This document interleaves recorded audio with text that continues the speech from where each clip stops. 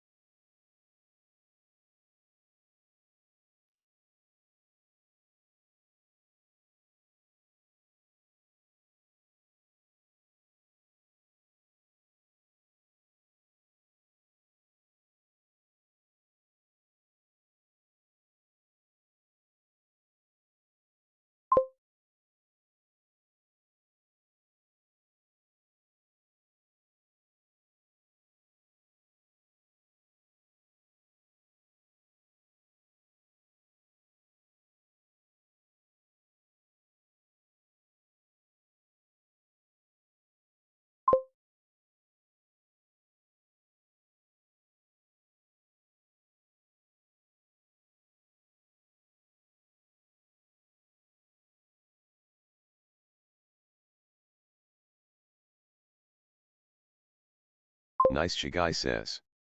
Test.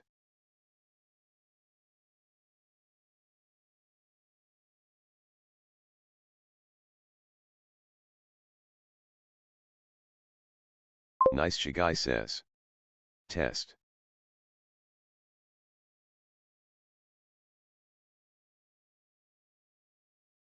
Nice Chigai says. Test.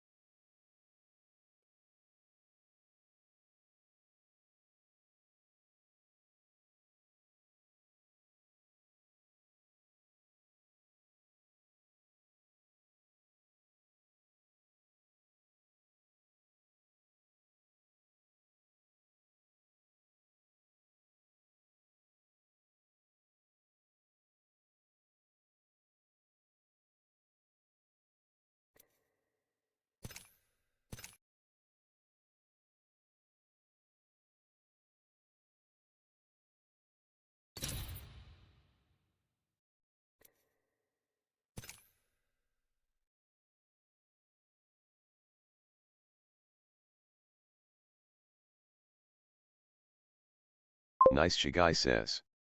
ASDF.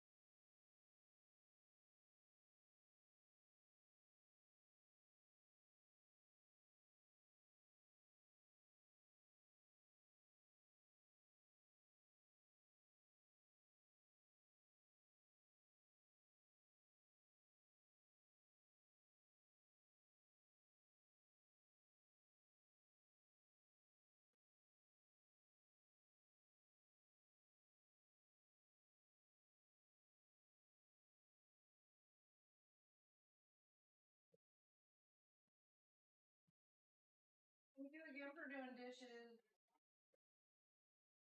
You're welcome.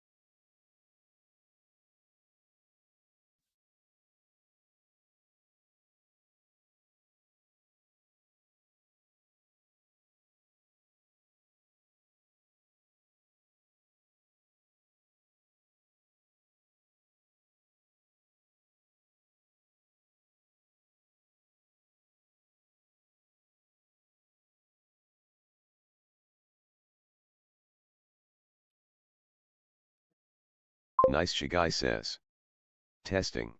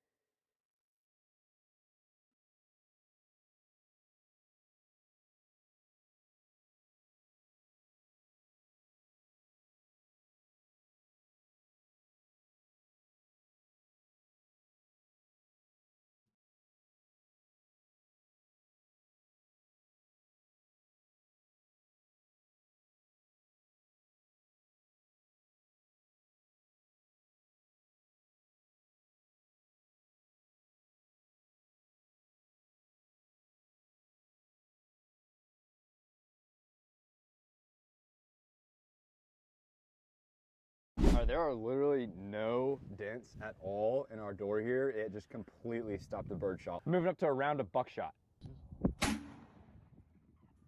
Our buckshot hit right here. We got a bunch of dents on the outside of our door here, but they did not go through. Moving up to our big 12 gauge slug.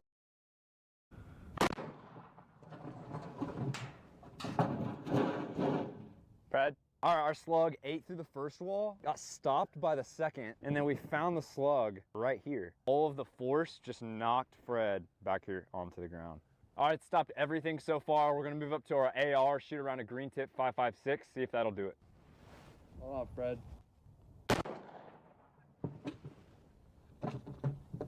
Fred, all right, our green tip 5.56 entered right here. It came out the back, went in and out of Fred's helmet, and then right through Fred's face. Is a Cybertruck really bulletproof? Let's find out. We're gonna shoot this used Cybertruck door that we bought online with higher and higher caliber bullets and see if it'll stop any of them. Good luck, Fred. We're starting out with a 22. Our 22 hit right here and it just bounced right off. Next up, we got 9mm. Stopped the 9mm. The steel is kind of flaking, but it bounced right off. We're moving up to the 45 ACP. Or this white rock right here. Be honest, don't lie to me. The Rock, it serves a purpose. What's your favorite rapper that starts with Lil? Which one died most recently? When was the last time you said the N-word? Oh, it's been days. What's your favorite racial slur? What one would you like me to use for you? Should we hide for your neighbors so they don't think that you're riding with a black person? I don't care. They probably think I'm holding you hostage. Go down to Memphis. You drive through. There's enough blacks there to make a Tarzan movie every day of the week.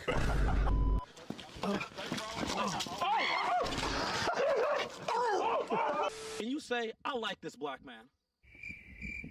I tolerate this black man. What's the chances of that car coming back and shooting me right now? Oh, probably pretty low, but Okay. there's always hope. I asked you this last time, and maybe your mind changed. No, Me? I like that rock. Me? Or this white rock right here? Be honest, don't lie to me. The Rock, it serves a purpose. What's your favorite rapper that starts with Lil? Which one died most recently? When was the last time you said the N-word? Oh, it's been days. This is the unbreakable board, or at least that's how it's going viral. The catch is that you don't just have to break it, but you have to break it with a 1-inch punch. We tried this 3 years ago.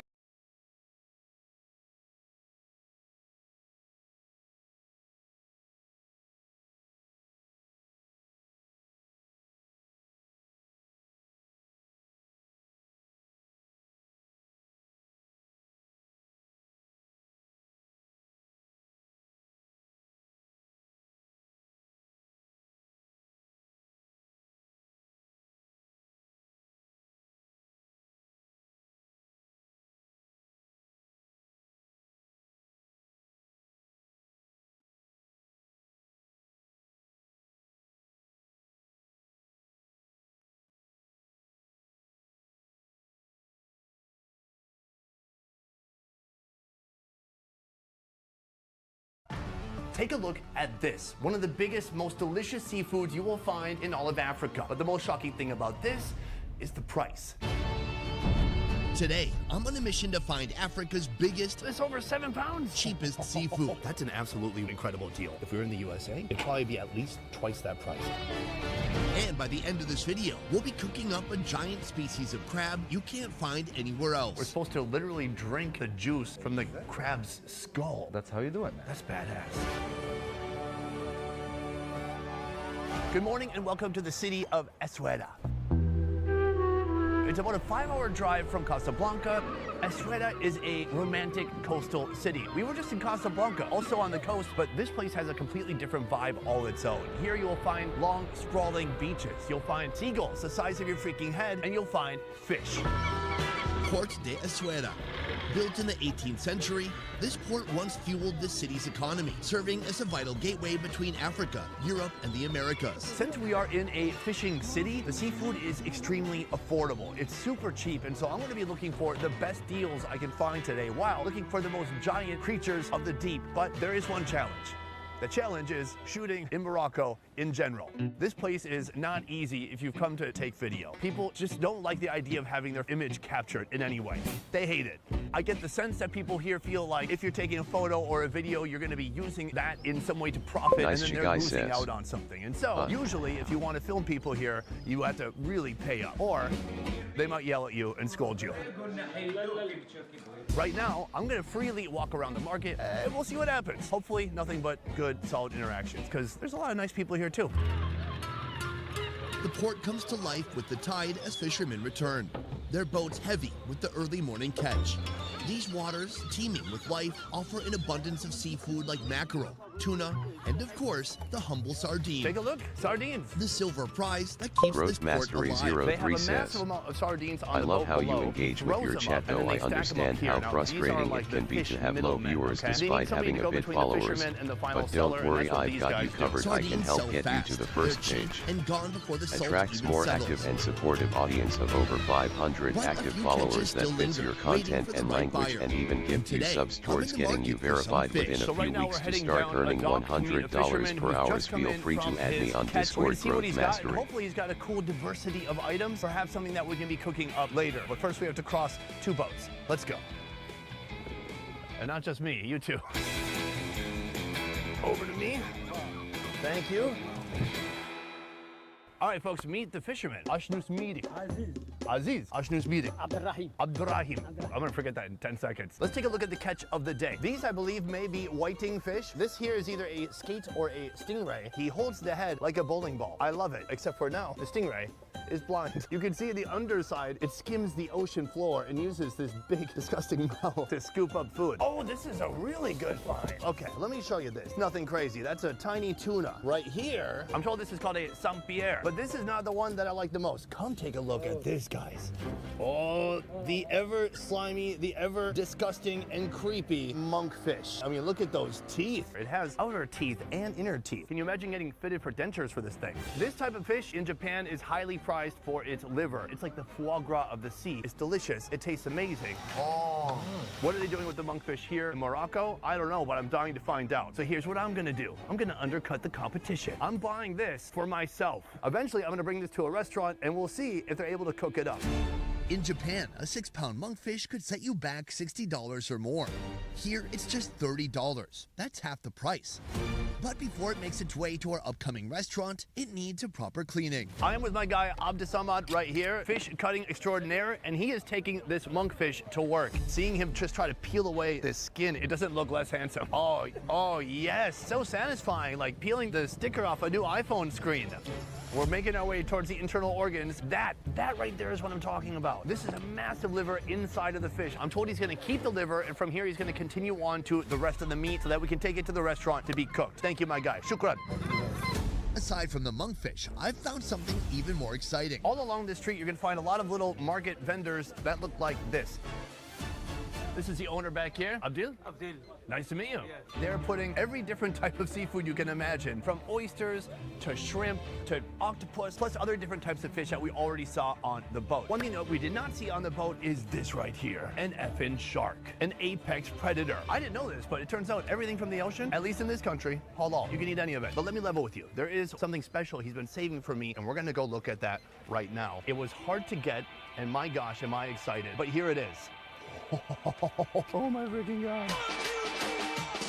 This, my friends, is a Moroccan blue lobster, and it is magnificent. Morocco, your lobster game is strong. This is something unreal. A beautiful beast, a giant creature. And what's really wild is the price. Right now, we're gonna weigh this thing and find out what it's actually worth. 4 kilograms, that is almost 9 pounds of lobster. So Abdil says the total price for this lobster is $150. That's about $16 per pound. I'm not gonna say this too loud. I can't believe how good of a deal that is if we were in the USA. Oh, hey Abdil, how you doing? He's gone. If we were in the USA, it'd probably be at least twice that price. It is a remarkable price considering the size of the lobster. I wanna make sure nobody can hear that. Before we see that lobster get cooked up, I'm heading to one of this port's food stalls with plenty of ready-to-eat seafood. Is this fresh? Yeah, it's fresh. It's fresh? From today. It's from today. Could I have an oyster, please? Yeah, of course. If you have some water on side, it's, you will be take fresh. He's saying we're hoping there's some water inside. That's how we know it's fresh. If no water, it's not fresh. That's a lot of water. Hit it with some sweet lemon. A little water because it's very salt. Thank you, sir. All right, very cool. Still a lot of ocean water. I'm drowning over here. Briny, a little bit of citrus, and then just a nice, tender, slightly slimy oyster. It's gooey in all the right ways. It just took a couple of chews, and then it just slid right down my throat. So that is the oyster, but there's a few other seafood offerings here. This is the sea urchin. What we're looking for here is the roe. Here you go, my guy. The water. Oh, a lot of water. We put it also some lemon. Very nice. Thank you, sir. Thank you, sir. You can see orangey eggs, but there's other internal organs there that are bitter. You don't want to eat that. It's going to be more bitter than my ex's, which, I mean, look at me now. They've got to be bitter. I've got a cool internet food show.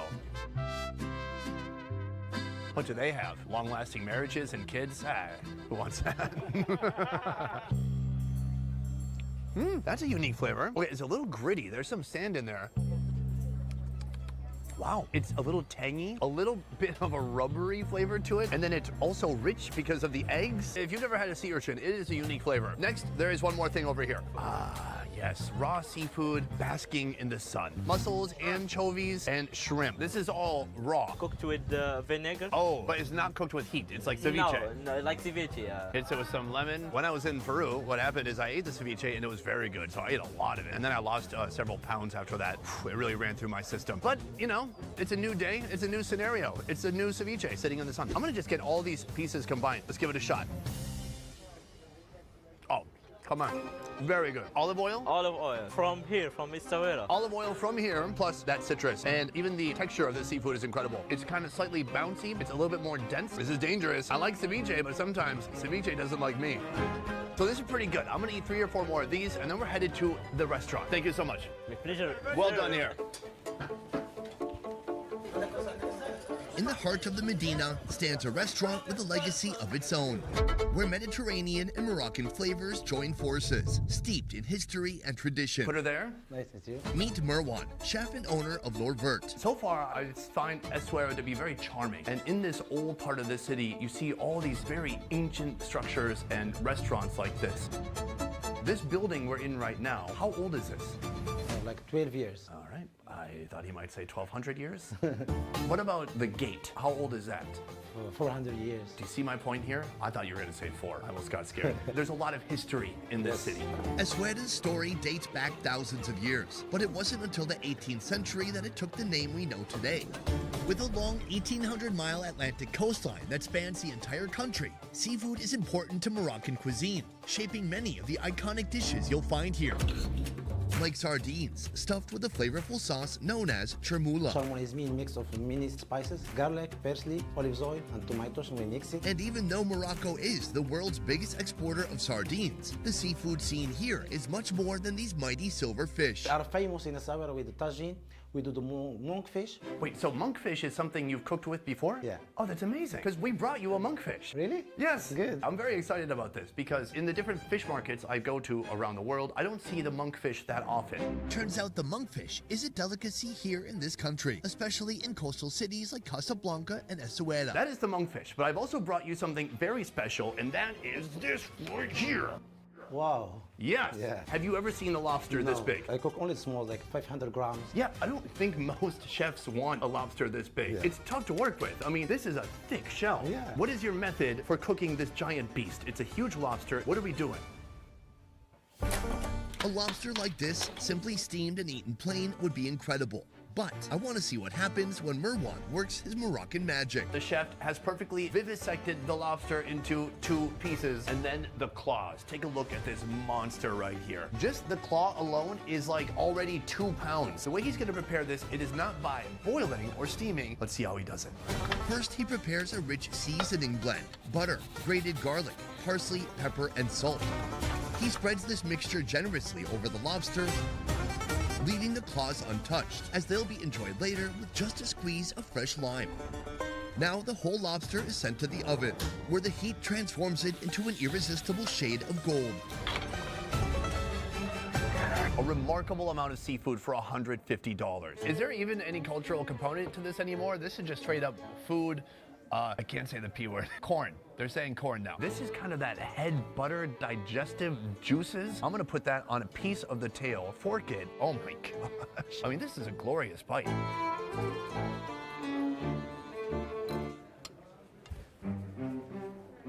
Maybe Moroccan food really is the best in the world. Meaty, big chunks of lobster, tons of garlic, and then that head butter is so delicious when you mix it in with the meat. Let's try this tail bite, saturated in butter and garlic. Oh my God. There's nothing to not like about that. What he's done here, masterful. Actually, I feel like bringing him over here. Chef, can I feed you? Yeah. That's what I like about this part of the world. It's normal. Take it away. The whole thing. Yeah. Go for it. It's good. It's good? Yeah. He's a big fan of his own work. I am too. What can I say? That is good. But honestly, my favorite seafood in the world is what you see right here. The lobster claw. I'm gonna try to take it apart. I wanna keep that meat intact. Whoops. All right, some of the meat is still at the bottom here. Oh, this is a legendary amount of lobster. The Nice extraction did not go that great, if I'm honest. Testing. Since this one does not have butter, we're gonna hit it with a little bit of citrus. This is the best seafood experience I've had in a long time. When you're eating a claw this big, you can see the muscle fibers are literally gigantic. There's a great chew, it's got a nice bite to it. Really quick, I'm gonna sop this one. Oh, you can't eat this. I was gonna give some to the camera guy, but you can't have it. He has gout. What about this one? You can. No gout. Oh, look at this big piece right here. There you go. So that is the lobster. But what about the monkfish? First, the chef fillets the already skinned monkfish. And I gotta say, even now, it's not exactly winning any beauty contests. In other countries, people really love the monkfish liver. Do you use the liver? No. Have you ever tried it? No. If you went to Japan, they pay so much money for that. Really? They love it. Sometime give it a try. Will you? I will. Okay, the monkfish I brought. You threw away the liver already? Yes. Oh. For the sauce, he creates the iconic chermoula, made fresh with parsley, paprika, ginger, turmeric, cumin, black pepper, salt, tomato paste, and grated garlic. The monkfish fillet is coated in this bold marinade and left to soak up those flavors. In a tagine, the chef lays down a bed of chopped carrots, followed by the marinated fish. Then comes another colorful mix of sliced veggies, tomatoes, bell peppers, potatoes, more carrots, cherry tomatoes, and olives. The remaining chermoula sauce is diluted with water and poured over the whole thing before it's set on fire to slowly cook. And just like that, this monkfish has never looked better. Now, typically how people would eat this is they would get bread and they would use the bread here to scoop up little pieces of fish and vegetable. I'm not gonna do that. What I'm gonna do is just get some of these veggies because I wanna try the real flavors here. There's turmeric, there's cumin, there's a load of spices, plus just tons of fresh vegetables. It tastes amazing. Actually, it tastes very healthy too. But I'm here for the monkfish. This is gonna be my first time trying monkfish outside of Asia. Let's go for it. Wow, I can't believe how good that is. It's slightly flaky, a little bit mushy, a little sticky when you chew it. And the flavor. You can taste the sweetness from the bell peppers and the other vegetables. I can't believe how tender and how delicious that is. This is one of my best seafood experiences of my life. That is why you cannot judge a book by its cover. That monkfish, that is one ugly mother cover. But in the end, when you break it open and cook what's inside, absolutely astounding. So this is our first cheap, mega-sized seafood meal. But from here, we have another seafood that's also gigantic and even cheaper. We're gonna go find that food next. Mohammed, thank you for meeting me in Asweda. Now you became a Moroccan. Well, it's a city name with 15 vowels. Exactly, all the vowels. Mohammed is the co-founder of Moroccan Food Tour, making him the perfect person to tell me more about Asweda. What makes this place stand apart from any other city? It's one of the touristy cities. The vibe is very laid back. It's not the same pace that you will feel in Casablanca or in Rabat. Essaouira is very chill, but also fishing here is big. So for sure, you find fresh seafood, fresh catch every day. What I'm really struck by the incredible variety of seafood that exists here. Dude, right here, this is what I'm talking about. Sharif, habibi. This is what I'm talking about. Can I see this? And watch out, of course. Sure, it's still alive. Big pinchers right there. This is a giant crab. This guy was just walking by, and we get to see this. This is a European spider crab, a migratory dweller of the Mediterranean. It has giant claws. With a lifespan of 5 to 10 years, they can grow up to 11 pounds. I'm buying this crab. How much does it weigh? 3.5 kg. 3.5. Yeah. It's over 7 pounds. The price, you gotta tell me the price. 300 dirham. Okay. This is where I use my poker face. 300. That's like $30. I guess so. That's a decent price compared to Casablanca prices, man. Can I tell you something? Yeah. It's all acting. I'm not trying to look too pumped. Okay, 30. Let me anything. Thank you, my man. Shukran. Man, that's mind-blowing. This is insanely affordable seafood. I cannot believe it. This thing is still alive, it's gigantic, and it costs $30. Oh, yeah. If you had a king crab, by comparison, in Vietnam, for example, for the same weight, it would cost $300 to $400. So here's what we've got to do. We should head to a restaurant to cook it up. I'm excited already. Let's do it. All right, let's do it, man. Nestled in a charming 19th century building, Darbaba Restaurant offers a delightful culinary journey into the heart of authentic Moroccan cuisine. Here, we're gonna cook not just one, but two oversized spider crabs fresh from the market. We have our 2 live spider crabs right here. In a moment, they're about to jump into this boiling pot of water, but first, that water must be seasoned. Mohammed, take it away. Kosher salt. Meanwhile, I have a dish with thyme, rosemary, onion, and a couple cloves of garlic, and that is gonna head inside too. Now that the water is full of delicious flavors, it's time to add the crab. Oh my God. Now I know what you're thinking. Wait, are those crabs still alive? Well, the answer, not for long. This is the most traditional way to prepare crab here in Essaouira. It's about boiling the crab directly. These are gonna boil for 20, 25 minutes, right? Yes, 20. Then we're gonna pop them out and try it out. After boiling, the crabs are immediately transferred to an ice bath to rapidly stop the cooking process, preventing them from overcooking. Next, the carapace is carefully removed, but all the rich, briny juices inside are saved for later. The inedible bits, face, and gills are discarded. Then the crab is split in half, dismembered, and arranged on a plate, garnished with fresh lime and microgreens. When people watch the video back, it's gonna seem very set up that we were sitting down talking by the port and then a guy walked by with a crab. That was not set up. That guy just walked by with a crab, and that crab is right here. In a moment, we're gonna try this crab, but first, we're supposed to literally drink the juice from the crab's skull. That's how you do it, man. It's salty. It's like a crab stock, but a little bit more flavorful. Very surprising, very delicious, and a cool preparation. This little bit of ironiness. I like it. Now, here we've got the leg meat. We could have made this into some complicated crab recipe, but instead, we're just kind of going for the real flavor of spider crab. Cheers, man.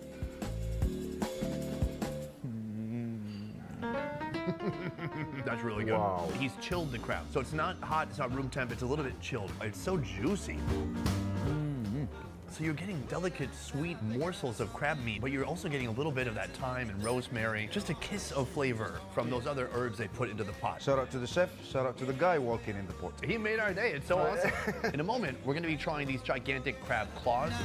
First, salad. The twist of this one is the argan oil. Ooh, argan. Argan oil comes from the roasted seeds of the argan tree, a resilient native of Morocco and Algeria. And apparently, goats love it too. Argan oil is a unique thing actually for Morocco. You have the edible version, but it's known more for its cosmetic use. Is that what's in the serum my wife makes me put on my face? Probably yes. This traditional salad comes together with olive oil, shallots, red and green bell peppers, tomatoes, sauteed onions, black olives, parsley, salt, pepper, and the final touch, argan oil. Super fresh, A little sweet notes. tangy, a little sour, but there's something that is unique to the argan oil, and it has a distinct kind of bold flavor that matches well with all the fresh ingredients. I really like it. Right here, we have what I'm told is the most prized part of the spider crab. I can't believe just how good it is. And the difference of flavor between the leg and this part. Noticeable. If you break this part, it'll get that tendon out. Oh, and there we have it. Oh, that is really a unique piece of meat. Oh my lord. Wow. That was so good. Wow. I don't usually like chilled seafood because I feel like it kind of dulls the flavor a little bit, but that was so flavorful. The fat just sticks to the meat. It has so much flavor, my God. It's so moist. I don't know, it's like ocean milk. Yeah. Aside from the salad, I have one more thing that has argan in it, and that is this restaurant's whiskey sour.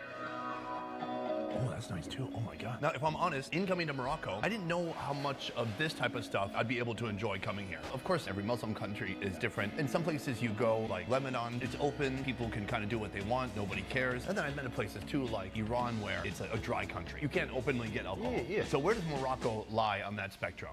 Morocco actually is a touristy destination. Alcohol is not just sold here, but also produced here. Oh. We do also produce some of the great wines out there. How far back does that go? To the French? Mainly from the French era, but also Moroccans back in the days and before the French influence. The drinking culture came from the Jewish community that was living in here. It's a fairly common thing in our culture. For outsiders, for foreigners, anything goes. Of course. I'm told in Esweda, there's something that goes beyond the drink. Well, there's a herb that grows in nature. Rosemary.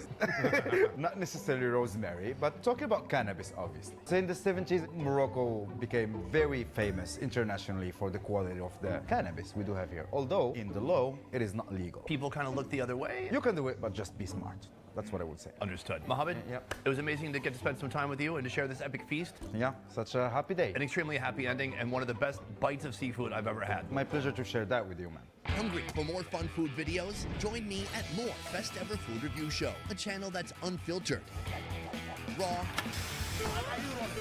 half the quality, and twice the fun. Can you walk away and come back? Oh, look, the server. Subscribe now and you probably won't regret it. It is so big that they had to tape it with, what do you call that kind of tape? Box tape? So right here we have the tagine, which contains the monk shit. Monk shit. Stop it. Focus. I'm really stuck on this tape part right now. What do you call that tape? Scotch tape. Yeah, and that's what you want from an oyster. You don't want it too big. Too big is not good. You don't want a gigantic mouthful of oyster that you're choking on. You want something this size, ladies. Wait, what? Daddy. Hi. We're doing a scene filming this fish. Oh my God. So sad. I gotta go. I'll call you back within 5 minutes. I love you. Boom, and that is the end of our video here in Esweda. One and done. Tomorrow, I'm headed to Marrakesh, but this guy, he is not. So I have to say thank you to you now, Mohammed. Mohammed, thank you for coming to this city and sharing your food knowledge with me. He can also share his food knowledge with you if you book a tour at MoroccanFoodTour.com. His company is putting on food tours in 7 different cities. Tangier, Chefchaouen, Fez, Rabat, Casablanca, Marrakesh, and Essaouira. That's one city. What are the other 6? Make the most of your time when you come to Morocco, book a food tour, and get led by a local who really knows what they're doing. That's my recommendation. Otherwise, guys, thank you for watching this video. I will see you next time. That is it for this one. Peace. And subscribe. Bye. This way, my friend. Okay. Off to more fun adventures. Exactly. Now that I know people drink drinks here. Let's go to the club, man. Oh, there's a club? In this video, we're going deep into ice-cold, treacherous waters. It's hot currents and you can be taking away even people that's been diving for years. All in an effort to pluck out some of the most expensive, naturally sweet seafood delicacies in the world. I will give you $100 to eat this raw. But first, let's back up.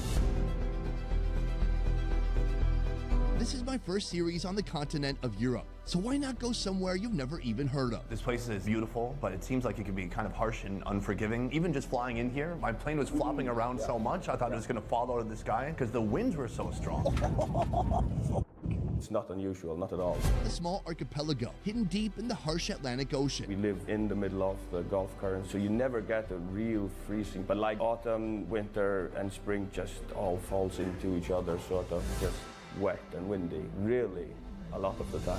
A nation consisting of only 50,000 inhabitants. How many restaurants would you say are here? If you don't count hotels, what, like 5? I'm talking about the Faroe Islands.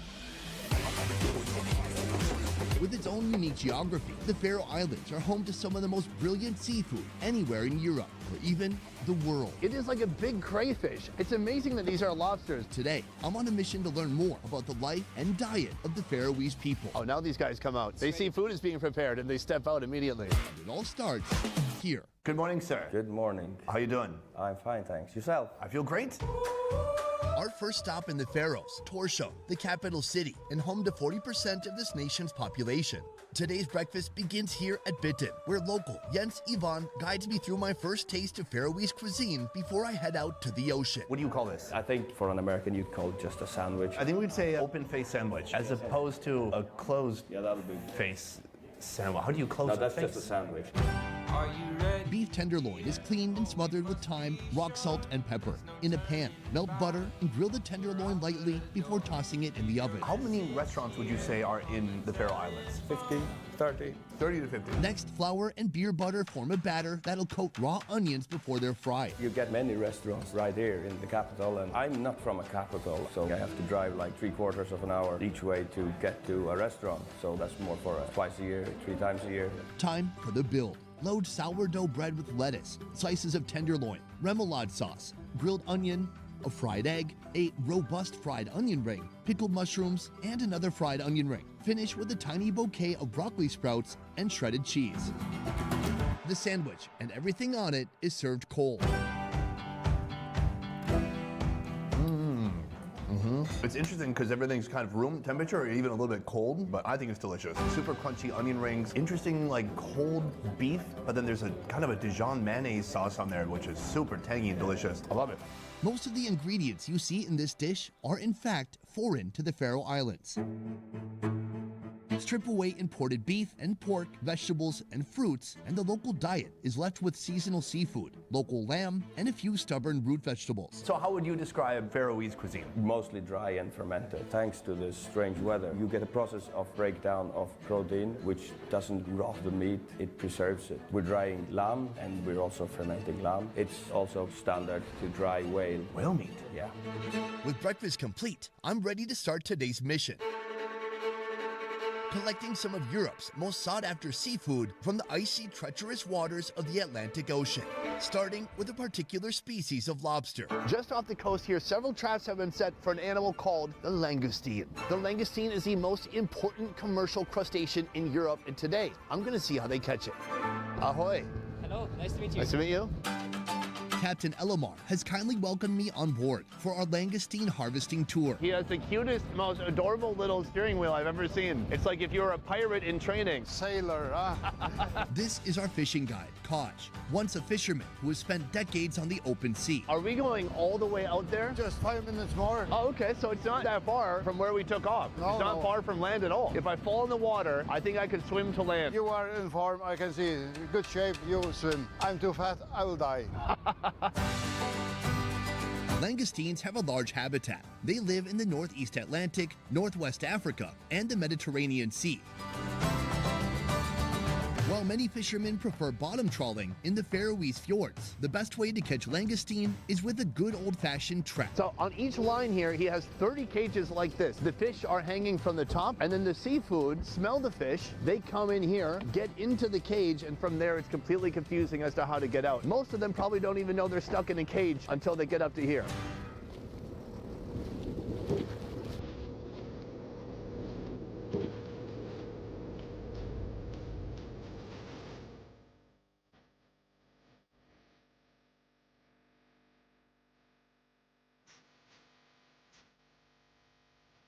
Is it a good day? The langoustine is also known as the Norway lobster or the Dublin Bay prawn. It is like a big crayfish. Actually, it's amazing that these are lobsters. Despite their slim bodies and an average length of 3 to 7 inches, the langoustine gained their spot in the lobster family thanks to their long claws and meaty tail. This is kind of an amazing device used to classify and organize all the different lobsters. And then sometimes he's putting the lobsters on the piece of wood. What is the purpose of that? That's the minimum. And so if it's too short, you have to throw it back in? Yeah. Oh, so we'll see that one tomorrow, huh? Langoustine season comes in September and lasts for about 9 months. In a good year, over 40 tons of these lobsters are pulled out from the Faroese Sea. And if you're on board, you may witness a few bonus creatures too. Look at this. Here we have a beastly hermit crab. This guy has just been chilling out on the bottom of the ocean for decades. I've never seen a hermit crab this big in my life. It jumped out. Get back in your shell, you're so dumb. All right, you go in here. What was that about? How did he live this long? With a marine zone that's 200 times bigger than its own land, the Faroes fishing industry represents up to 95% of their total exports. Dude, this is a, they call it like a pie crust crab. I had this in Vietnam, but they're actually from this area. Are you allowed to keep other seafood? Yeah, but it's too small. For sure, this one's too small. It's like one bite of crab. As the last langoustine of today's batch settles in its Japanese pod hotel, the sorting boxes are secured. If they don't fit, just kind of Yeah. The fish traps are tossed back in the icy cold waters, carrying with them fresh bait to lure in some new gluttonous lobsters. Elomar and Kaj are wrapping up their day, but not me. Boom. Chef. Yes. How do you do? Very good. This is Montes, head chef of Rocks, the sister restaurant to one of the top 50 restaurants in the world. What do you think of this particular langoustine? I think it's a really great size. I usually measure them up by my hand, so if it's as long as my arm, I'm pretty happy. In the USA, live Maine lobster is already expensive, and langoustine is twice as expensive as that. But no matter how much you pay, you'll never beat the experience of fresh seafood plucked right from the ocean. Do you have a special recipe you can show me right now? Oh yes. So basically you're just gonna need a langoustine and a knife. We're just gonna try to make it as less painful as possible for the langoustine. And then finish off with the tail.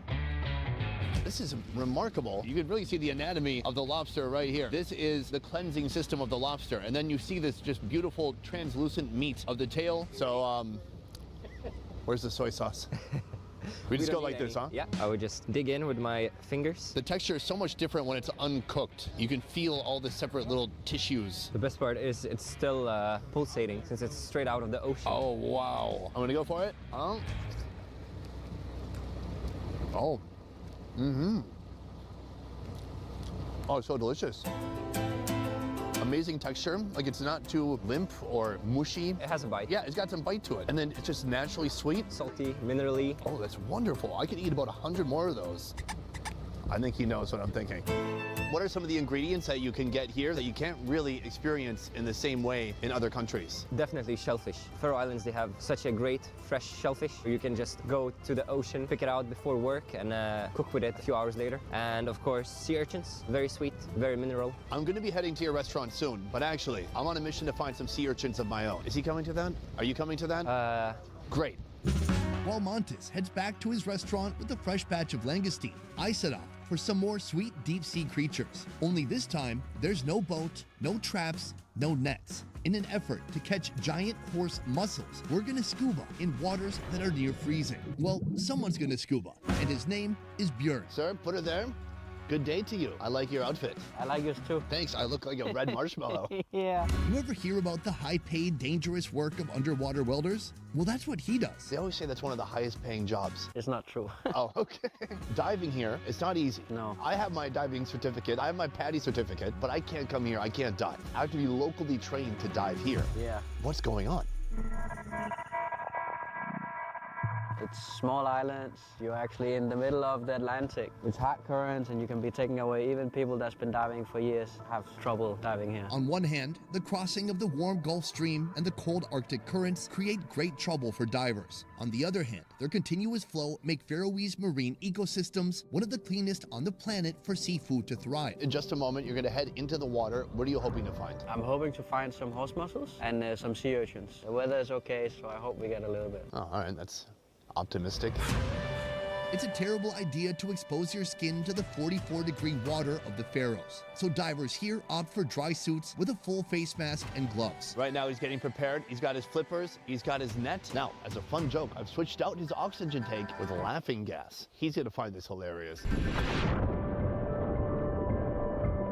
This might seem easy enough, but all his gear put together is probably 50 to 60 pounds. And that's without the pounds and pounds of seafood that he's about to collect. In shallow water, European edible sea urchins and northern sea urchins are a familiar sight. Like many other species here, the consistent year-round water temperature allows them to grow slowly, over time developing much sought-after flavor. He might be a good underwater welder. He'd be a terrible underwater spy. Anytime you need to know where he is, you just follow the bubbles, not to mention the yellow tank sticking out. At a depth of about 3 feet, under a dark layer of muck, you'll find giant horse mussels. These oblong mollusks can grow up to 8 inches in length, and they're packed full of protein. It's been about 30 minutes down. He's making his way to me, and we're gonna see what he got. On a good day, Björn can collect 400 to 800 pounds of seafood from the ocean floor. What? I mean, just, what's he doing?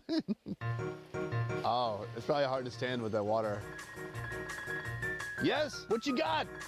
Yes, victory! Do you see how many that was? That was like, sorry, it's not funny. The water pushed him over. I'm sorry, it's hilarious. Bro, Well done. Hello, morning. Where do we start? What do you like more? Definitely the sea urchin. Here, they're small, but with tiny little spikes. Now, would you call that the mouth or the butthole? The bead? Oh, that'd be a mouth there. Where does it go to the toilet out of? The same place. Oh, I've met some people like that. It was nice to meet you. It looks beautiful. You can really see the separation of the eggs. So sea urchin is something that I thought it was cool to eat because Japanese people eat it and it's expensive. And then I had it in Japan and I kind of pretended to like it.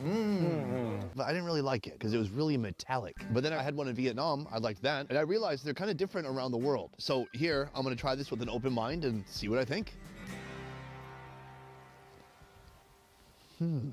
Briny, rich, fatty, no weird metallic flavor. Man, just the Japanese ones are weird. Very smooth, creamy. At the same time, you can feel the separate eggs in there, and then you can feel them all congeal into one soft, fatty, rich consistency. It's really satisfying. Now I want sake.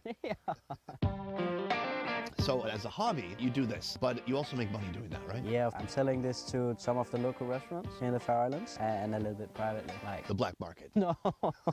This one here, this is a horse muscle. Is this something you can eat raw? I've never tried it. I do think we should at least open them and take a look, because I have never seen muscles this incredibly huge before. Look at the move, he's getting in there, he's trying to kind of shiv it like he's in prison. And that whole thing, so it's like a bright orange muscle inside. This is actually the roe. Oh, really? It's an intense smell, almost like ammonia. This is the muscle where everything attaches right here. This is like an egg sac. And then right here, you can see really these individual eggs inside that sac. There's like half a pound of meat in this one muscle. I've never seen anything like it. What the fuck?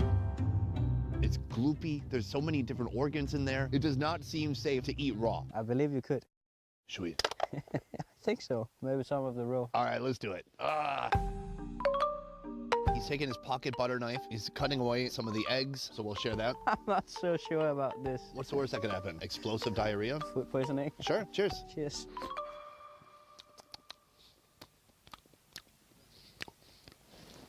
Almost like an egg. Yeah, very sulfury. It's off-putting. Oh, and then at the end, it's tangy and kind of a bit metallic. Yeah, very. That's quite a journey. Very complex, like a fine wine. Do you regret that a little bit? Very much. Yeah, me too. To learn the actual proper way to cook and eat a horse muscle, I'm heading to Rock's restaurant to meet back up with Montes. Montes, today I went diving. Do you believe me? Well, I'm lying. I watched somebody else go diving, and this is what he got. Oh, yeah. Okay. Take a look. All right. What do you think? I think they look great. What are you smelling for? I'm just smelling for freshness. If I get any fishy smell, I would not use them. And if they are open after I'm pressing it, they don't close. It might indicate that they're dead. Or they gave up on life. Could be. Which is equally as bad. Okay. I'm sorry.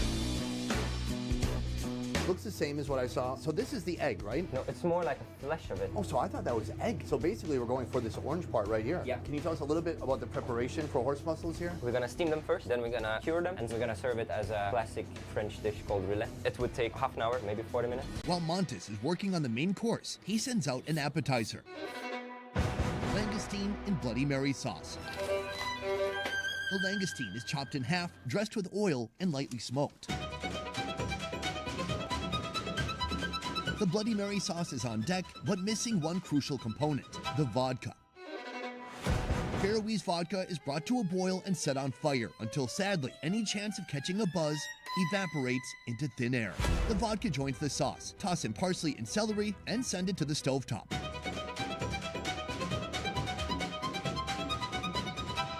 This right here is my first taste of rocks. So these are a little bit smaller than what we had on the boat, and it's gonna come out so much more easily now that it's actually cooked. I'm gonna sop it in a little bit more of that Bloody Mary sauce. Interesting. Super sweet, incredible texture, nice bite to it, a little bit of acid from the tomato, and then something a little bit spicy in there too. The problem is, I could eat 1,000 bites of this. I'm not one of those people who goes to a fine dining restaurant and takes that like micro bite and goes, ah, very nice indeed, ah. I want more, it's so good. Soon, Montes will work his magic, turning this orange slime into a classic French-style dish. But first, this. An ocean perch is cured overnight and sliced into sashimi-sized pieces. Give the meat a brush of seaweed oil and align it with the fish's backbone. Finish with exo paste made from caramelized scallops, caramelized ham, chili, garlic, and ginger. Complete the table with a bowl of gooseberry sauce and a dish of pickled vegetables. Oh, it does have a smell to it. Oceany. Oceany, yeah. I want to taste this sauce. Oh wow, that's hard to describe. A little sweet, a little tart. So what I would suggest to do is just add everything to a bowl and eat everything lightly coated with the sauce. Or completely submerged. I love how it's become so dense from being cured. It's more tough than just a fresh fish, so it has more bite, but it's also creamy at the same time, which I really like about cured fish. The broth, it's like a hot soup made from berries. The salad gives it a little bit of texture and some vinegar too. The fish itself has some of the effect or flavor from being cured, so it's a fun combination of ingredients that you don't usually see together. At least I don't. All right, let's talk about this. This is the horse mussel. So when people order horse mussels here, how many do they get? They're gonna get around 1. So basically we're going for this orange part right here. Yeah. What are the other parts in there? So we have a beard that they latch onto each other and rocks. So that's how they stay attached to the bottom of the ocean. Then we have the muscle that keeps horse muscle close. And then we have some tendons that run through the whole thing. That's how it attaches to the other parts of the shell. You seem like an animal biologist that failed his test exams and was like, fuck it, I'll cook.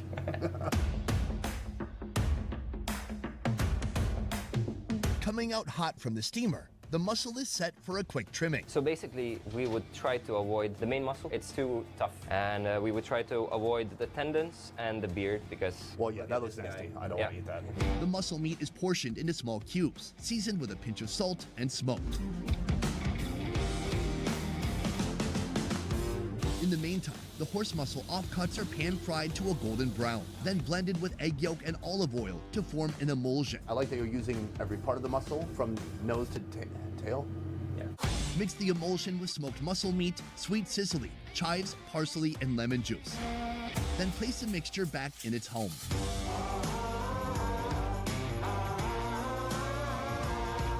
And adorn it with crispy kale, more smoked horse mussel meat, parsley, blanched kale, and dry seaweed. It's a transformation more impressive than Adele's. This unruly mollusk has gone from this all the way to this.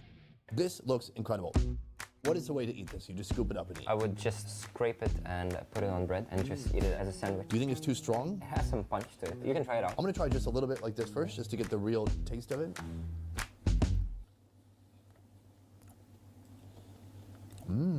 Oh, it's smoky, it's creamy. Like there's just a hint of that oceanic brininess, just like a distant memory of the ocean. What percentage of this is still the mussel? Because I know you put other ingredients in here too. Maybe 70 to 80% of a horse muscle in here. Really? We just played with the textures. Yeah, because now it feels like a horse muscle spread, really. So I'm gonna put that on some of the bread here. Oh, this bread is to die for too. Oh, it is toasted and greasy. And this is a beautiful combination. I can see why you'd want some bread to balance it out because it's very rich, but this is tremendous. Super creative. Is this your own take on this or have you seen this somewhere else? That's my take on it. I have a huge reveal right now. And that reveal is that you're not from the Faroe Islands. You're not Faroese at all, are you? No, I'm not. I'm from Lithuania. As a chef, what on earth drew you from Lithuania all the way here to this country of only 50,000 people? Take me where your river flows. I was just finishing my cooking school and I saw a restaurant, Cox, sister restaurant of Rocks. I just went there as an intern. I just have a really good time and have fun using Faroese ingredients. I really loved it and decided to stay. And so how long ago did you come here? It's been 4 years by now. How long do you think you'll be in the Faroe Islands? It's really hard to tell. I really loved how remote and wild the place looked like. Just have a really good time and have fun using Faroese ingredients and educate people about fun ways of cooking them. I was looking for adventure basically. You and me, let's fly away somewhere past the Milky Way. Maybe we'll return someday. Don't wake me up, don't wake me up. Best Ever Food Review Show is a small team of independent creators, and everything we do here works because of you guys. The quick brown fox jumps over the lazy dog. And receive exclusive benefits. A peace. I'm trying to be a fisherman for a day. Can you give me some tips? Be yourself. Be yourself. This is an American Idol. What about drinking? Do you drink on the boat? No, you are free to go. But not the captain. Although I don't think they do a lot of alcohol tests out here. Have you ever eaten a snail? No. Oh my God. You know, these are delicious. My Vietnamese wife will be sad and horrified to know that I'm going to do this, but you know. We caught some starfish. You eat those? I don't think so. Hermit Not crabs? there yet. Oh yeah. And then what part do you eat? Just the claws. What about their weird wormy butt part? No, there is some limits. Good, I should learn about that. Limits. Do you have local news here? We have. It's very popular. When's the last murder? I can't really recall. It's almost never. Come to Faroe Islands. Murders? Almost never. Oh, are you dead? What's wrong with you? Hermit crabs look so weird when they're naked. Boom, and that is the end of our first video here in the Faroe Islands. That's right, I decided to go to Europe and go to the only place that nobody knows. But now, you do. I hope you enjoyed the first episode. We have so much more to come. We're gonna eat animals from the water, animals from the land, animals from the sky. There may be a seal involved. Anyways, guys, that is it for this video. Thank you so much for watching. I will see you next time. Peace. I noticed they have grass on the roof. How often do they have to cut the roof? Last time on our cross-country Peruvian food tour. Oro, welcome to Peru. Oro and I went deep into Lima's bustling markets to find the city's wildest street food. That is the slimiest thing I've ever eaten in my life. I didn't have this feeling since childbirth. Now we're taking on marine cuisine in the country's biggest seafood city. We have both brought you a fish. You're gonna see both of our offerings and choose one to prepare for today. Kind of like Iron Chef, Peru edition. But first, let's back up. Peru has a coastline stretching 1,500 miles, bordering the Pacific Ocean, and Lima is the pulsating heart of Peruvian cuisine, where the bountiful ocean caresses the shores, blessing the city with her treasures. Peru is a great place to eat, and the sea's fresh product is the most important ingredient. When you combine the Pacific's generous offerings with the rich culinary heritage of the land, you get this.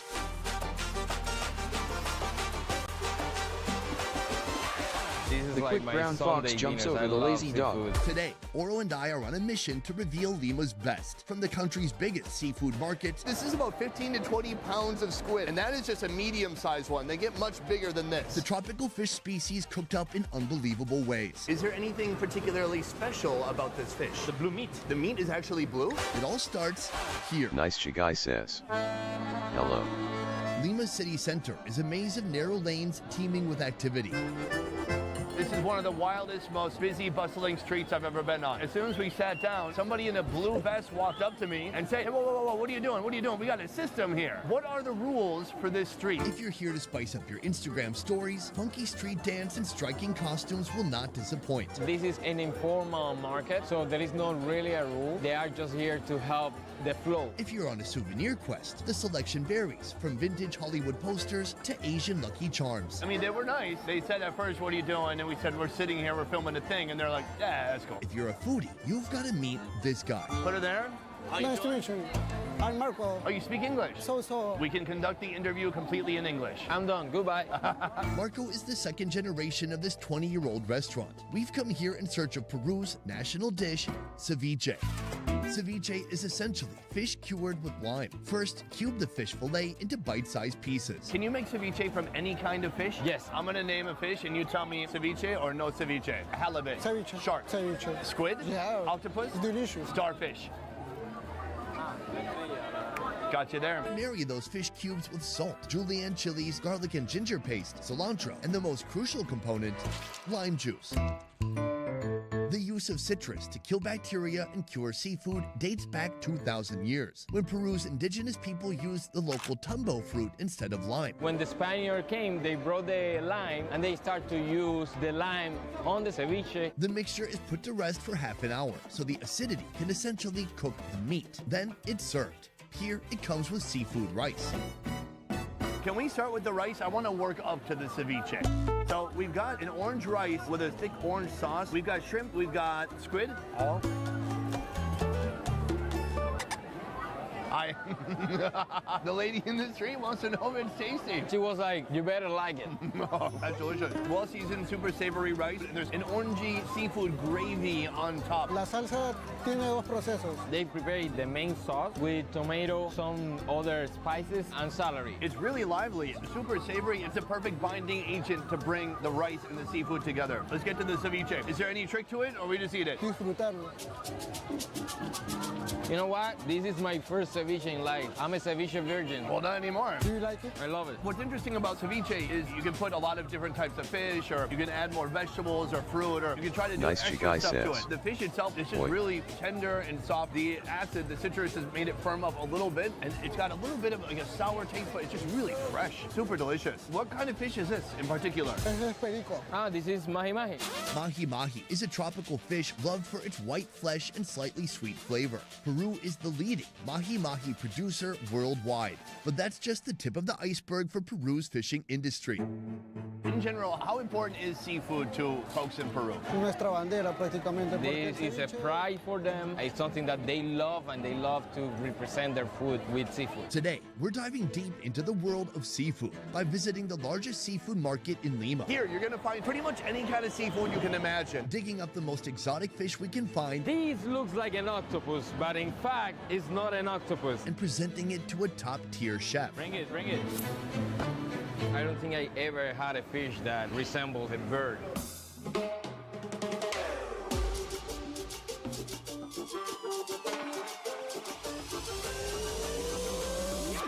Ladies and gentlemen, welcome to Terminal Pesquero, a market so big they couldn't call it a market, they had to call it a freaking terminal. Peru's fishing industry is the largest in Latin America, offering more than 2,000 species of seafood to the world. And the Pesquero terminal is the central hub of this marine colossus. In this market alone, there are over 200 species. I love it because it's so organized. You go in the ocean, you go scuba diving. Fish are everywhere. They're mixed together. It's chaotic. Here, they take them out of the ocean and they separate them into little bins. Ah, this is fish for people with OCD. More than an endless seafood market, Pesquero Terminal is a mini economy all on its own. Above the market, you have this whole floor full of different restaurants like this. Claro, todo lo compro acá abajo. Everything comes really fresh right from that market. Yes. Here, the parihuela is a must-try, a seafood soup containing all of the Little Mermaid's little friends. Loads of butter, fish head stock, salt, MSG, pepper, cumin, oregano, chili powder, and mahi-mahi fillets kickstart this coastal concoction. Is this a dish you created? Ya existe esta parihuela. Continue with cilantro, black beer, and 2 whole crabs. She didn't invent in parihuela, but this one in particular has her special touch. How did you especially touch this one? Ellos son secretos de la... She said she may have to kill you. Remove the mahi-mahi and toss in scallops, shrimp, squid, clams, and mussels. Thicken with cornstarch and milk. Should we start with the broth? Yeah, just a broth. Bro, dude, I don't understand this country. This is good. It's really good. Amazing. It's like deep, savory seafood flavor. It's thick. It's like heartwarming. It's delicious. This one right here, we have a big shellfish on top. This is the scallop. This is big, juicy. It's just soaked and saturated in that gravy. We should both have one.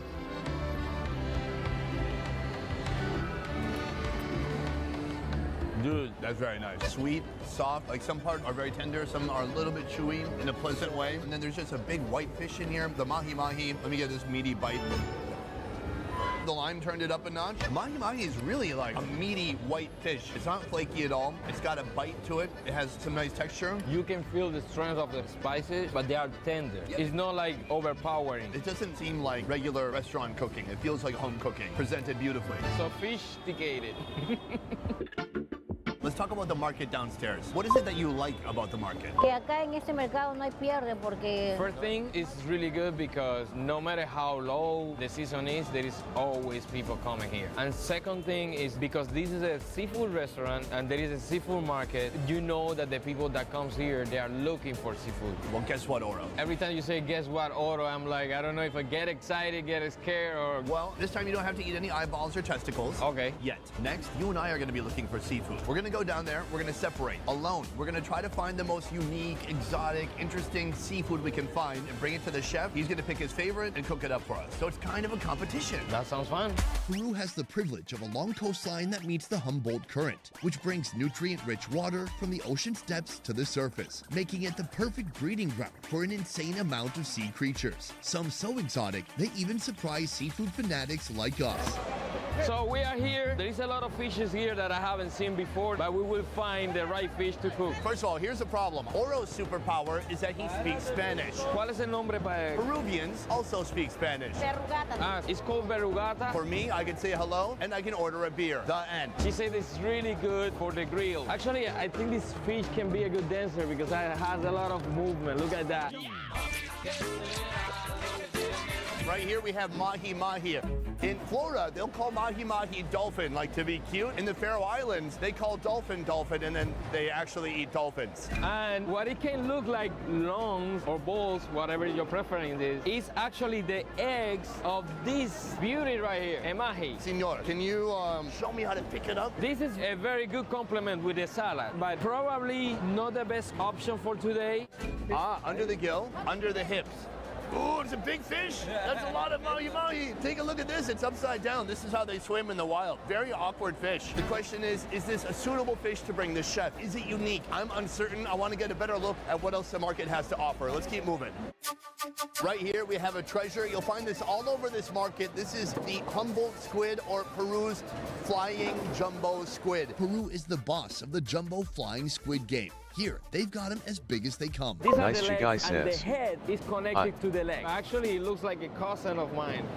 Can you see? That right there is the body. The skin is actually super thick. These plus-size squid can grow a gigantic mantle over 3 feet wide, and they can weigh in at more than 82 pounds. This is kind of like a pig. Look how I say. Hello, Sonny. I'm coming for you. A normal squid, like the squid you'd see in Vietnam, the top triangle piece on their head is about that big. Here, it's freaking massive. Just that top head part could feed a whole family. It is incredible, the size of these creatures. And how slippery they are, too. These are trouts. They have a very beautiful eyes. It's like look directly to your soul. This is a flatfish. This one is super popular in Korea. The reason I love it so much is because the nickname for it is the bastard halibut. Both eyes are on one side. It looks special. It looks special. This is even better, contestant. Look at this. It's like an evil version of the mahi-mahi. I wanna haunt you for the rest of your life. It's very wobbly as well. This is a tiny monkfish. The last time I saw a monkfish, I was in Japan, and it was gigantic. I could fit my whole head inside its mouth, probably. This is just a little guy. I could fit his whole head in my mouth. The tables have turned, haven't they? Monkfish. Finally, here, we have something I have never seen before. This is called a devilfish. The spines look brutal. It's got spiny fins as well, so if that pokes you, well, it's not going to kill you, but it'll be inconvenient. I'm going to have to be clever and find something Oro would never think of. Soon we're both going to reveal our picks to the chef and see which one he wants to prepare. It's like Iron Chef, but it's not like Iron Chef. Okay, cut.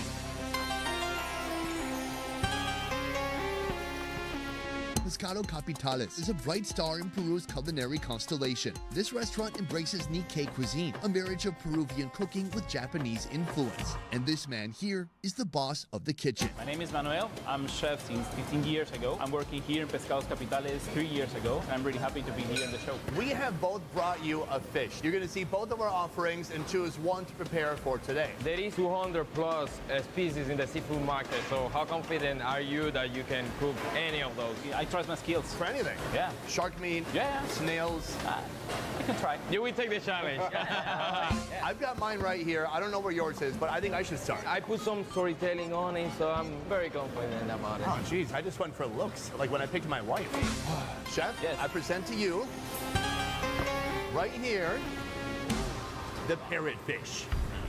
Big, blue, giant forehead, like my friend Oro. Just kidding, you have a normal size forehead. I don't think I ever had a fish that resembled a bird. All it needs is 2 little legs down here, and it's basically a bird. What do folks in Lima usually do with a fish like this? Tiradito, ceviche, asudado, and deep fry. So plenty of different options. All right, good colorful option, like pretty good dry, but Being humble, I think I have a better option. Bring it, bring it. Oh, wait, he didn't even put his on ice.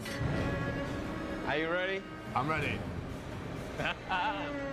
Right here. It looks like a toy, but Look, it's like a mahi, a big mahi, but like shrimp. Could this potentially be cooked into something? maybe deep fry or just stoke. Yeah, just not today, right? It's a lovely fish. It looks like it had a good personality. It's probably a family man or woman. There's no penis. I don't know. My main concern is the size. There's 2 of us, potentially 3 of us if you join. You know what? I will just keep it in the side of my bed for tonight. Keep it. While Orlo's choice of fish is creative and inspiring, I think this time I'll choose this one. my parrotfish is destined for 2 different dishes. But first it must be filleted. I'm gonna cut it this one and a half, head to tail, just to hit the bone. We're separating the meat from the bone gently because it is a very delicate fish. Sometimes the meat is blue. We need to be very lucky to get that. This one is the fillet. And you can see that the meat is really soft, really delicate. When it cut in, really thin strips, like a sashimi. Put it on the plate, some lime juice, and make a very traditional Peruvian dish. We'd call it tiradito. What makes this pop is the sauce, a mixture of lime and lemon juice, local rocoto chili, salt, ginger, and garlic. I recommend use a spoon because of the juice. The quick brown fox jumps over the lazy dog. The quick brown fox jumps The meat over is the very lazy delicate, dog. like a lively, fresh citrus, but not overwhelmingly like sour feeling or tasting. For me, it has some of the spirit of a ceviche. What do you think separates a ceviche greatly from this? Basically, the tiradito has no onions on it. The cut of the fish and the sauce. Rocoto paste. Is it rich? Is it sour? Is it creamy? How should it taste? Because it's not really spicy. Creamy, little bit spicy, and sour. This is like an elevated version of the rocoto sauce that we tasted outside in the car yesterday. It was like very rich and strong, but this one is like a more delicate, elevated, like really good with the taste. Yeah, it's just stunning and delicious. Oh, and it's got corn. Peruvian corn. So, at what point are the ingredients not considered Peruvian? Because this country is so dynamic. So many different regions Nice and Chigai agriculture says. that takes place at so many different elevations. I mean, you just have so much to work with. It's hard for me to pin down what Peruvian food even is. Well, it's a mix. The whole Peruvian food is a mix of cultures, places, regions, altitudes. Peruvian ingredients are the base of it. From the humble beginnings of potatoes and legumes 20,000 years ago, Peruvian cuisine has been shaped by various influences: Spanish conquistadors, Arab raiders, Africans, and even Asian migrants. Most countries are known in the American culinary lexicon as having a few standout dishes. You look at Italy, it's like, okay, pizza. Japan, sushi, sashimi. Vietnam, we've got pho, banh mi. What would those foods be for Peru? Ceviche, I think lomo saltado, like a sauté beef. And the ají de gallina is a stew of chicken. So not guinea pig. No. Not in the top 5? No, I love guinea pig. It's more on the fringe, though. Yeah. This right here, we have the parrotfish. I love that you took on this challenge. This is your first time preparing parrotfish, and it looks incredible. For our second dish, a whole parrotfish is scored, then rubbed down with a fish broth. The chef covers it in flour, then submerges the fish in a hot bubbling pool of oil. Chef Manuel elevates this culinary work of art with his own twist: prawn head sauce. First, try the sauce. Oh, okay. It's pretty fishy. You're right, it's a bit fishy. It tastes of shellfish and snails. So I recommend to cut just the meat because it's boneless. Dip it on the sauce. Cheers. Oh, it's Kentucky Fried Fish.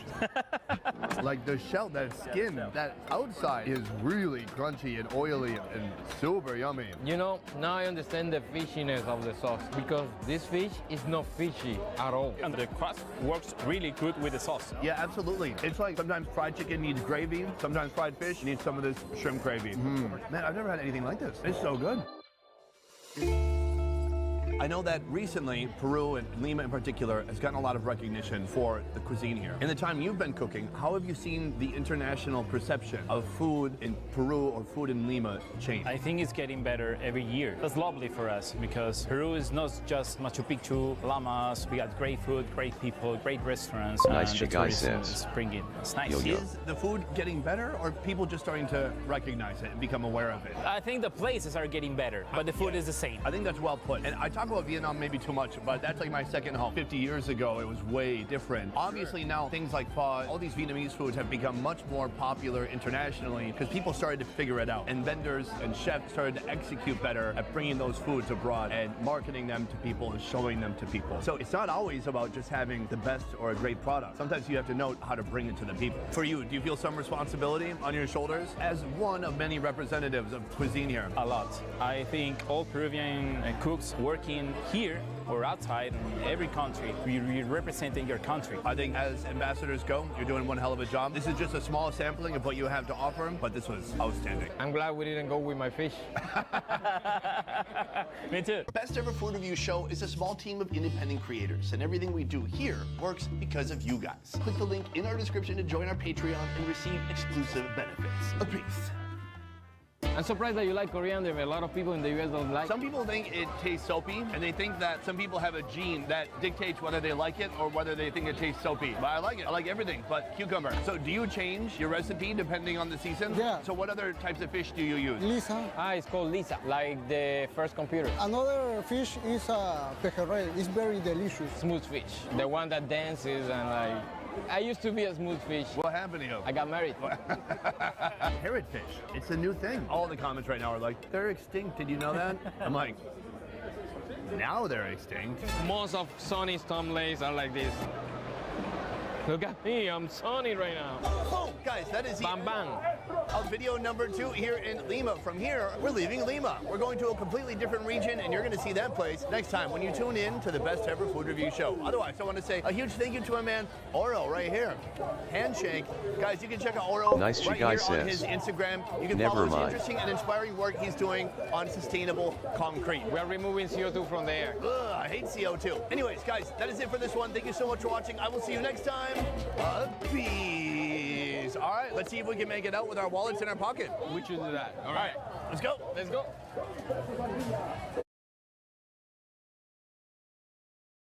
Filipino food, especially the street food. It's some of the most underrated in Southeast Asia. Wow. I'm sure you've seen balut or even beautifully roasted lechon. That is ridiculous. But when you dig deeper, you'll find there's so much more to Filipino cuisine. In this series, we're exploring Manila's street food scene with indulgent recipes guaranteed to spike your blood pressure. That is so delicious. But first, we'll make a pit stop in nearby Pampanga, where you'll find some seriously strange, Well, you can eat the arms. Apparently, I think I'm doing it. but seriously flavorful food. It all starts now in the Philippines' culinary capital. We've got this right here. Oh, I know this one. Chicken skits. Yummy. In this market, we'll start the day with a delightfully bizarre fried treat that locals are losing their head over. But before that, an appetizer.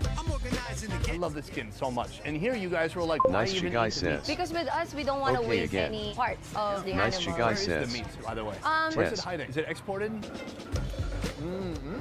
Chicken. It's so like over fried that it almost tastes like pork rind. Yeah. Pork chichurro. Churro. Can you hear it? Like when you crunch it. Meet Patlak, 24-year-old producer and model agent born and raised in Manila. Today, we'll be trying a lot of firsts for us both. There's a bit of a theme today. It's not just food in Pampanga, but it's some of the more exotic, extreme things that you're gonna find All right. in the Philippines or elsewhere.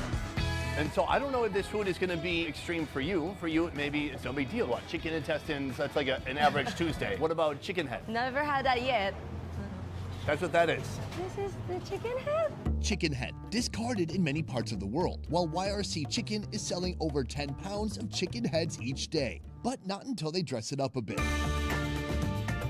Here, they coat the head in flour and deep fry. Nice guy This is one of says. many unique offerings Yes. here at Toto Beats Market, a collective of over 20 street food vendors. There's a couple different sauces Nice here. guy This looks like says. vinegar sauce, and then this Yes. is Sweet chili sauce. so a couple different options here.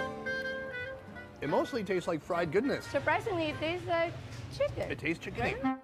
Oh, you see that? Why is that? That's a brain. Oh, wow. Here, have that piece. Thank you so much. Yeah, you're so welcome. Stick your finger in there. You can peel it out with your finger. Oh my god, it's gooey in the inside. That's what I'm saying. See, that is all just brain matter. That is every embarrassing memory this chicken's ever had. Creamy. Very creamy. Rich, buttery almost. The taste of the liver, but like more creamy. Yeah, I agree. It has a little bit of that like kind of minerality to it. Uh-huh. I gotta say, I'm pretty impressed. All the flavor is just masked by that fried exterior. And then even if that's too much for you, you just give it a little bit of a dip.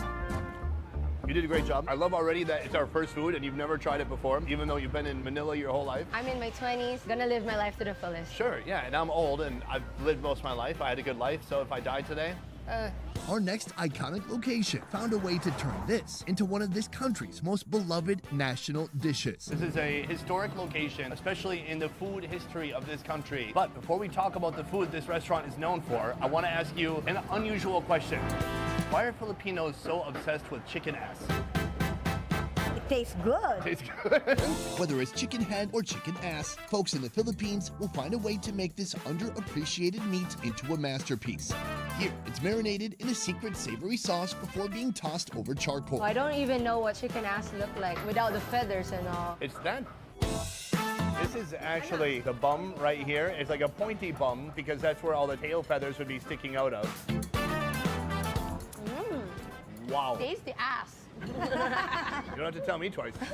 This is unbelievably juicy. Yeah. There's a unique combination of fat and protein and skin all together. So when you bite into it, it really explodes with some juicy flavor. I bet this is yummy with rice as well. We're in the Philippines. Everything's yummy with rice.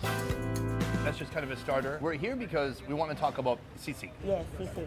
The original recipe for sisig was breathed into existence here in 1974. She tried how to utilize the pig ear so that will not go to waste. She mixed it with other meat parts, serve it to the guests, and they loved it.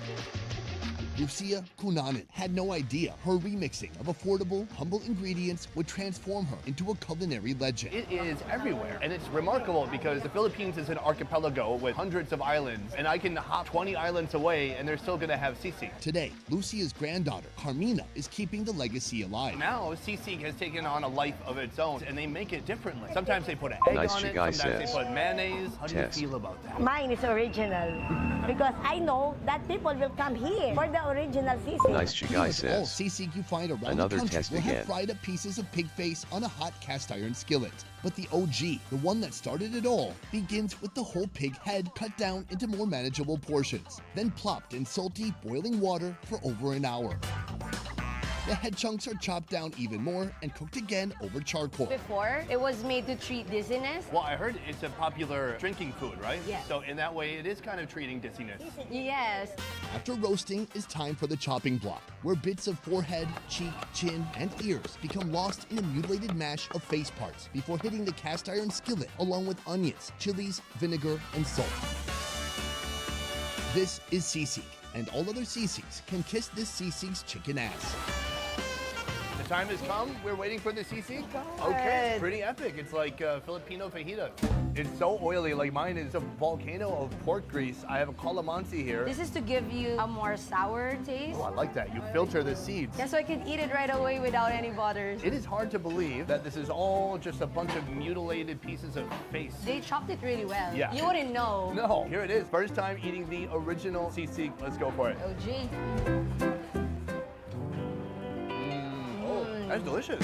First of all, it's like smoky from the cast iron. It has that wok hay kind of flavor to it. Yeah. Oh, this is tremendous. I mean, it's just rich, decadent, oily, over the top. I need the rice right now. Because it's so rich. Yeah. Oh. The guy behind you got 3 piles of rice. It's basically, he got sisig flavored rice. I mean, he has so much rice over there. What's this? Maybe this is the ear. I think I got the treasure right there, guys. Go for it. Okay. I'm a little bit jealous. What the heck? It melts in your mouth. Is it an ear? I think it's an ear. It could be a nostril for all you know. It's, as long as it's yummy. I think this is like a good meal after their day's work. After a day's work, it's noon. What time do you quit working? Oh, really? It's the lunch.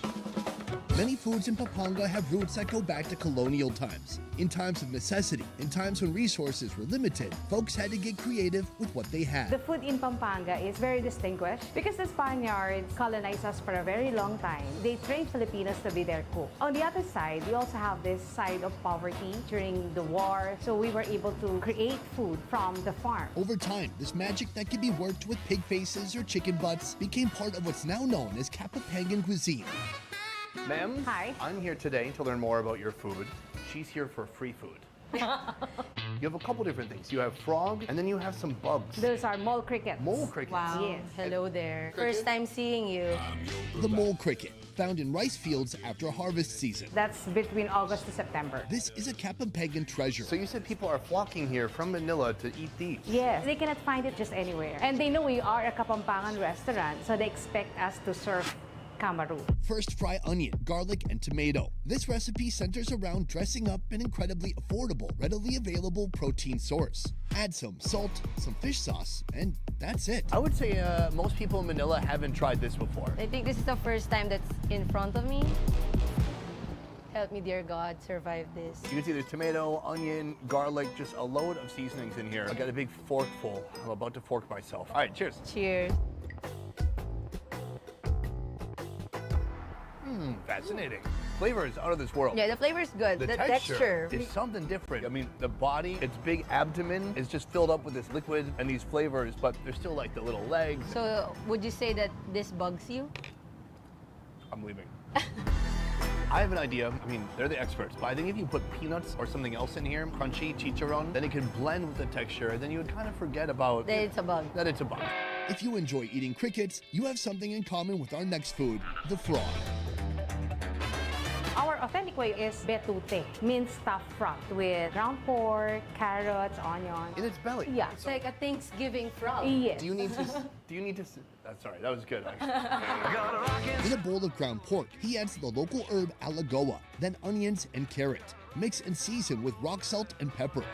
Now, this mixture is stuffed into the frog, somewhere around where the head used to be. You have to be very careful so that the stomach will be intact. So normally, if you were not stuffing these, people would just slit the stomach open, pull out everything. But since it's going to be stuffed, you've kind of just cut it off from the collarbone, and you're stuffing it with another animal. Originally, we also used the smaller frogs. You stuff a large frog with a smaller frog. Yeah. Bathe the whole frog prior in a blend of vinegar, salt, pepper, and garlic for 15 minutes. Then it's one last swim.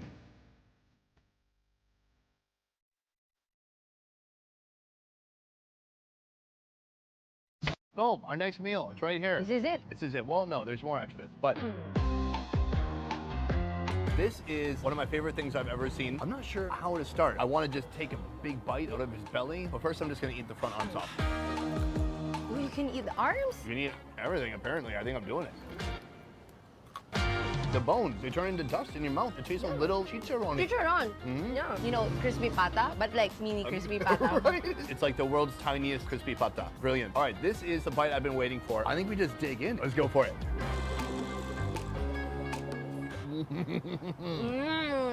That's so awesome and weird. It's not a frog anymore. Hello sunshine, hello sky. I mean, this is the new contents of the frog belly. Who knows how many insects and flies and mosquitoes were in there before, but now it's like the last thing this frog ate was a giant pork sausage. They transformed it into your turkey Thanksgiving. Yes, for me the spine is kind of big. I'm not gonna eat the spine, I'm gonna eat around, but it's pretty easy to do, to eat around it. I gotta say, the word bizarre actually fits here. It is bizarre. It's strange, but it works. We've come a long way. So far in this video, we tried a lot of new things, and actually, I'm proud that these are all things that you've never had before, but we still have one more place to go. A place where they eat pets.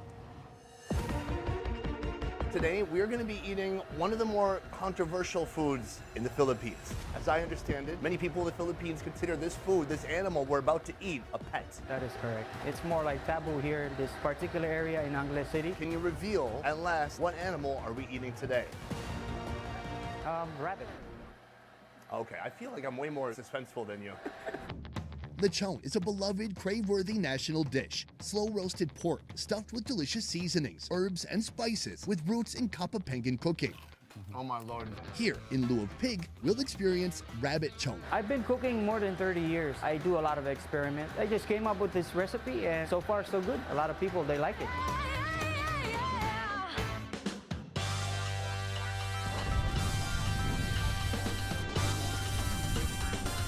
The cleaned and skinned rabbit is marinated in a mixture of soy sauce, black pepper, salt, and his secret spices for 3 hours. Next, it's stuck with a skewer. Then stuffed with chilies, star anise, and lemongrass before the first aid kit is brought out and the rabbit is sewn shut with steel wire. Something tells me even these metal stitches can't save the rabbit now. Its skin is brushed and basted with soy sauce and coconut milk. This is rabbit lechon, perfected by Chef Calvert Molea, owner of Rabbit Chon Food Hub. If you need to baste it, if you need to do anything, let us know. I see you're kind of keeping an eye on them too. Yes, I have to. All right, because it's very delicate, because cooking this is a lot more difficult than pork. Pork just has that natural, really thick skin and it's almost hard to screw it up. But with the rabbit, how is it different? It's not too fatty, so it tends to dry up and burn real fast. All right, from here, he's gonna finish grilling them. It's a very delicate process. I don't want to interrupt him too much. I'm gonna let the man be and focus on his meat.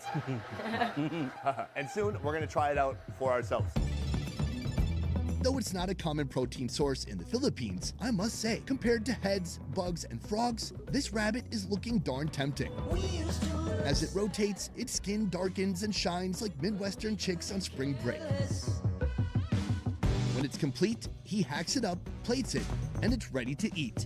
We've got rabbits behind us, we have rabbits in front of us, and then a multitude of rabbit dishes, starting with the chicharron. It's very thin. You can see it's not like a pork rind, which is a bit thick. Yeah, and puffier. It's very It's light. very light. But when you smell it, it smells like the regular chicharron. It's like a diet chicharron. Yeah. I think it's like a little bit more than pork. Similarly to the pork. Similar, it's not so intense. I mean, it doesn't taste like that sinful. Right, diet chicharron. That's amazing. Besides the chicharron, he's made this. Papa Itan, or bitter soup. It's made with intestines, but the real flavor, the bitterness, comes from the bile. It's usually made with goat or chicken, but here, your only option is rabbit. You've had Papa Itan before, right? It's actually my first time. The comments on this video are gonna be like, this lady has literally not had any Filipino food. Oh no! Well, we're gonna get a real close-up on your face and see your first impression. Let's try it out. Oh, that is sour. Sour and bitter though. It hit my throat. I used to really hate anything bile-y, but I'm coming around now. And I think if you cook it with the right balance of other ingredients, it can be pretty good. Overall, what do you think? Yes? No? Overall, yes, I would eat this with a rice. Here, this is the main event. First of all, this is what the rabbit looks like right here. What I love is that it looks like a shrink ray gun was used on a normal pork lechon, and it shrank down to this size. Oh, but it's not that hard. It's not crispy. Yeah. More leathery, I would say. Here, this is the skin. Let's do it. Thin, chewy, sweet, savory. Yum. It has a ton of flavor because he's just basting the heck out of it. Oh, you're going for the meat? It is white meat. It looks almost like chicken breast, but more juicy. It is super clean. And they say the rabbit meat is more healthier, and they say there's no almost cholesterol in it. Right. I'm gonna try this. We have some skin and some meat together. There you go. Even better. Even better. This would be good for any event, like birthdays or Christmas. Yeah, or like a birthday party. You could start with like a petting zoo and end with dinner. I think we did a great job. I'm very proud of you today. Thank you. Almost everything in this video has been new to you, so that's kind of cool. From here, we need to finish both of these rabbits before we can leave because we don't want to waste them. Okay. These are God's creations, and so we must consume them all. Today, we're gearing up for the ultimate heart attack tour in the city of Manila. Bro, Sonny, welcome back to Manila. From Nice, biscuits, guy says. mystery soups teeming with random body parts. Is that a practical joke by God? All the way to big, heavy, deep-fried pork sensations. That is so delicious. It all starts here. Our first dish is a killer. Lomi, made with thick, fresh egg noodles and a rich broth jam-packed with heavy toppings. This is the lomi you eat if you lose your job, get dumped, and find out you're adopted, all on the same day. Today, I am back in the capital, and I'm here to try a type of food. I've never heard this name before. How do you describe it? It's called putok batok. First, chopped onions and garlic are added to a wok with cooking oil. Basically, it just means food that makes your high blood pressure high. Salty, soupy, greasy, fried. Everything with cholesterol is good. Then the pork broth. Season it with soy sauce, secret spices, and black pepper. Toss in the signature lomi egg noodles. Add some coconut milk, then an egg, and mix until it becomes thick. With the foundation prepped, it's time for the toppings. Roasted pork, lumpia, or fried spring rolls, liver, ground pork, Chinese kikiam, and fried garlic. This is where a reasonable man would stop. But no, how about fish balls, hard-boiled eggs, and finally, the chicharron. This bowl of unhinged excess belongs to Andy's famous Batangas lomi and bulalo. It's 90 degrees, it's very humid, and there's nothing I would rather do than stick my whole face in this huge, heaping, heavy pot of noodles and other assorted varieties of things. I think we should start with the spring roll. Whoa, it's meaty and crispy. It's also soaked up all this broth. That's really good. This is a pork belly. Wow, that's really fatty. But that is delicious. What do you think is more special about this? The toppings or what's inside? I think the most important thing is the egg noodles must be fresh, the broth must be good also. The toppings are just additional, but the signature for the toppings is the kikiam. Meet my eating Sherpa for today, Chewy, a young Filipino who documents the deepest local eats in each corner of the Philippines. All right, let's try it out. I love it. Like chewy, almost like kind of spongy flavor. If you're eating lomi, it's incomplete without adding onions and soy sauce. We've got the onions in there, the soy sauce. I'm gonna unearth and bring up the noodles. Egg noodles are probably my top 3 of all types of noodles. The texture, how they just have some good bite to it. Slimy, a little bit. Well, yeah. No, more like how they're chewy. Okay. Oh, it's so hot. I failed. Dude, you were so good at this. How'd you do that? I trained with instant cup noodles. Even the noodles are so hot at this point, they've gotten quite soft, but they're totally just saturated in that super savory, salty broth. And also the onions, it's adding a little bit of sweet element. This is, you said, a must for any lomi. It is the liver. So I want to build up to this bite right here. Some liver, some of the noodles. I do have some onions holding on for dear life. Amazing. This is a great start. Today is all about the over-the-top, very indulgent, very porky, oily, greasy, fried Filipino food. And sweaty. Yeah, we got to sweat some of this salt out and replenish with more water and more food. Next on our hit list of dangerous diners, this place, serving up braised body parts you won't find just anywhere. Sir, how you doing? Very excited to be here. The name of the food is what? Paris. Oh, Paris, like in France? Paris is basically a Filipino braised beef stew, usually served with garlic fried rice. Compared to other Filipino dishes, what makes this stand out? Pagkain Pilipino lang yung It's the food for the mass. From rich people, from drivers, etc., etc. In each corner, there's Paris here in the Philippines. And they're all a little bit different? Yeah, they have their own style. Paris is so much more than just braised beef and bones. First, every beef cut you can imagine is tossed into a huge pot. Don't believe me? Let's play a little game. I want to play a little game called Guess That Organ. Oh, I love that. Our first organ here, I'm going to say this is a stomach? Right. Right. Okay. What's this? See, I got one of those, and it's working overtime because of all the Jack Daniels I drink. That, my friend, is a liver. Liver, yeah. All right. Oh, you're good, man. Oh, what is that? I have no idea what that is. Well, this is called tumbong. It's near the rectum area. Can I say rectum? Yeah, you can. Rectum. Oh. Ah, yes. But of course, it's Nice Shigai says. ringworm. I don't know that. Hello. But that's too long to be a. Is that the? Yeah. Come on, it's looking at me. Put it down. So you guys really eat everything. There's nothing that goes to waste. Those cow parts are cooked for 5 hours before they add in mega hits of flavor: onions, garlic, celery, green chilies, ginger, pepper, and salt. Boil everything together for 1 more hour and dig in. Because this is constantly on the heat, it's evaporating, it gets more condensed, and then he puts in this white liquid. Is that milk? The secret to this pot of pares is to make the broth last as long as the meat does. They just call it milk, but it's not milk. So you may catch the owner dumping in some more special broth, jugs of soy sauce, and secret milk, which I'm pretty sure is just cornstarch. So it's kind of a thickening agent. Yeah, thickening agent. Upon serving, cut all the ingredients into smaller pieces, assemble in a bowl, and finally add in that salty, viscous broth. In peak season, they can cook up to 150 pounds of offcuts and cow parts. Boom! This is bato-bato. Putok batok. Putok batok meal 2. I think we should try that soupy soup first.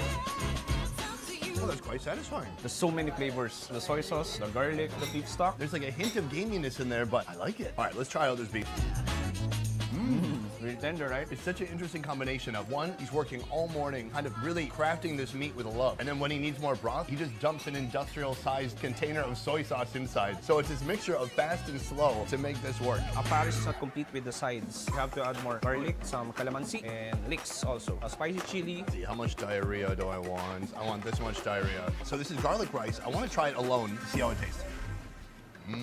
Super tasty, but we don't eat it like that. We put the soup on top. Soup and meat. A little bit of liver, a little bit of heart. Let it soak up that beautiful sauce. We got the broth, heart, liver, the rice, everything together. Let's try it out. Oh yeah, that's a complete package. Oh, it's delicious. So rice cuts down some of the intensity and saltiness from the soup. That's why the Filipino community love Paris. It's really flavorful and it's really cheap. It's very accessible also. There are testicles in here, but he chopped them so tiny. Can you see? This one. Ah, right there. Have you had this before? Yeah, I love balls. Fantastic. I agree, actually.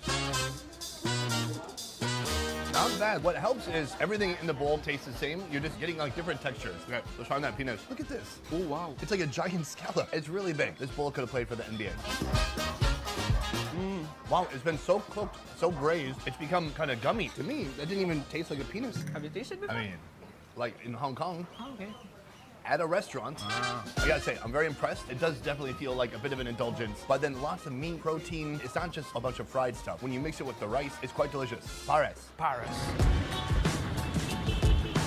Our next savory salt bomb comes from here, a stall inside a humble carinderia that's delivering radiant noodles, guaranteed to spike your dopamine so high you'll crash into a days-long depression right after eating. For a second, it looked healthy. When it was just noodles and like a handful of green stuff, and then she doused it with this bright orange nuclear sauce. This broth base is prepared with pork bones, salt, pepper, fried garlic, MSG, and annatto oil, which explains the bright orange color. To thicken the broth, cornstarch and eggs. Let's try it just the sauce. I like it. It is super salty. It's like triple X rated salt. Now, to bring all the elements together. First, thin rice noodles. Then, a dump truck of flavors. Fish sauce, garlic sauce, pepper, MSG, and crushed chicharron. Top that with a natto fried tofu, homemade adobo squid, a hard-boiled egg, and finally, that thick, glow-in-the-dark orange gravy. Garnish with homemade chicharron, and that is the same exact dish you'd get if you came here 80 years ago. Super greasy. I'm taking a shot of oil. To balance all this here, we have this. Oh, look at that balance. 1 gram of vitamin C. Let's just mix it. This is like the calling card for Filipino street food is this blaze orange color. So I've got some noodles here. I've got a little bit of the crispy skin. Let's go for it. Let's go for it. Oh man, I need a giant Mountain Dew. Oh, is this the Mountain Dew? Oh yes, room temperature Mountain Dew. Balance. I gotta say, very satisfying. And is this something you find all over the Philippines? Yeah, all over the Philippines. We have different kinds of palabok. Miss Mayeth Arquia's stall, Bobet and Mayeth Pastora is the name, is scrunched between 2 others in a center, packed with eating options. This is called a carinderia. The term simply means a small roadside restaurant that serves up local and traditional home-cooked food. It's so popular among locals because it brings them back to the flavors of their childhood. Wash it down. Whew. We have one more epic food remaining. Let's go. Somehow, after all this salt, cholesterol, and pure joy, our hearts continue to tick. Our next stop might just change that. Here, they're deep fry entire portions of pig, bringing together the perfect trifecta of meat, fat, and crunch.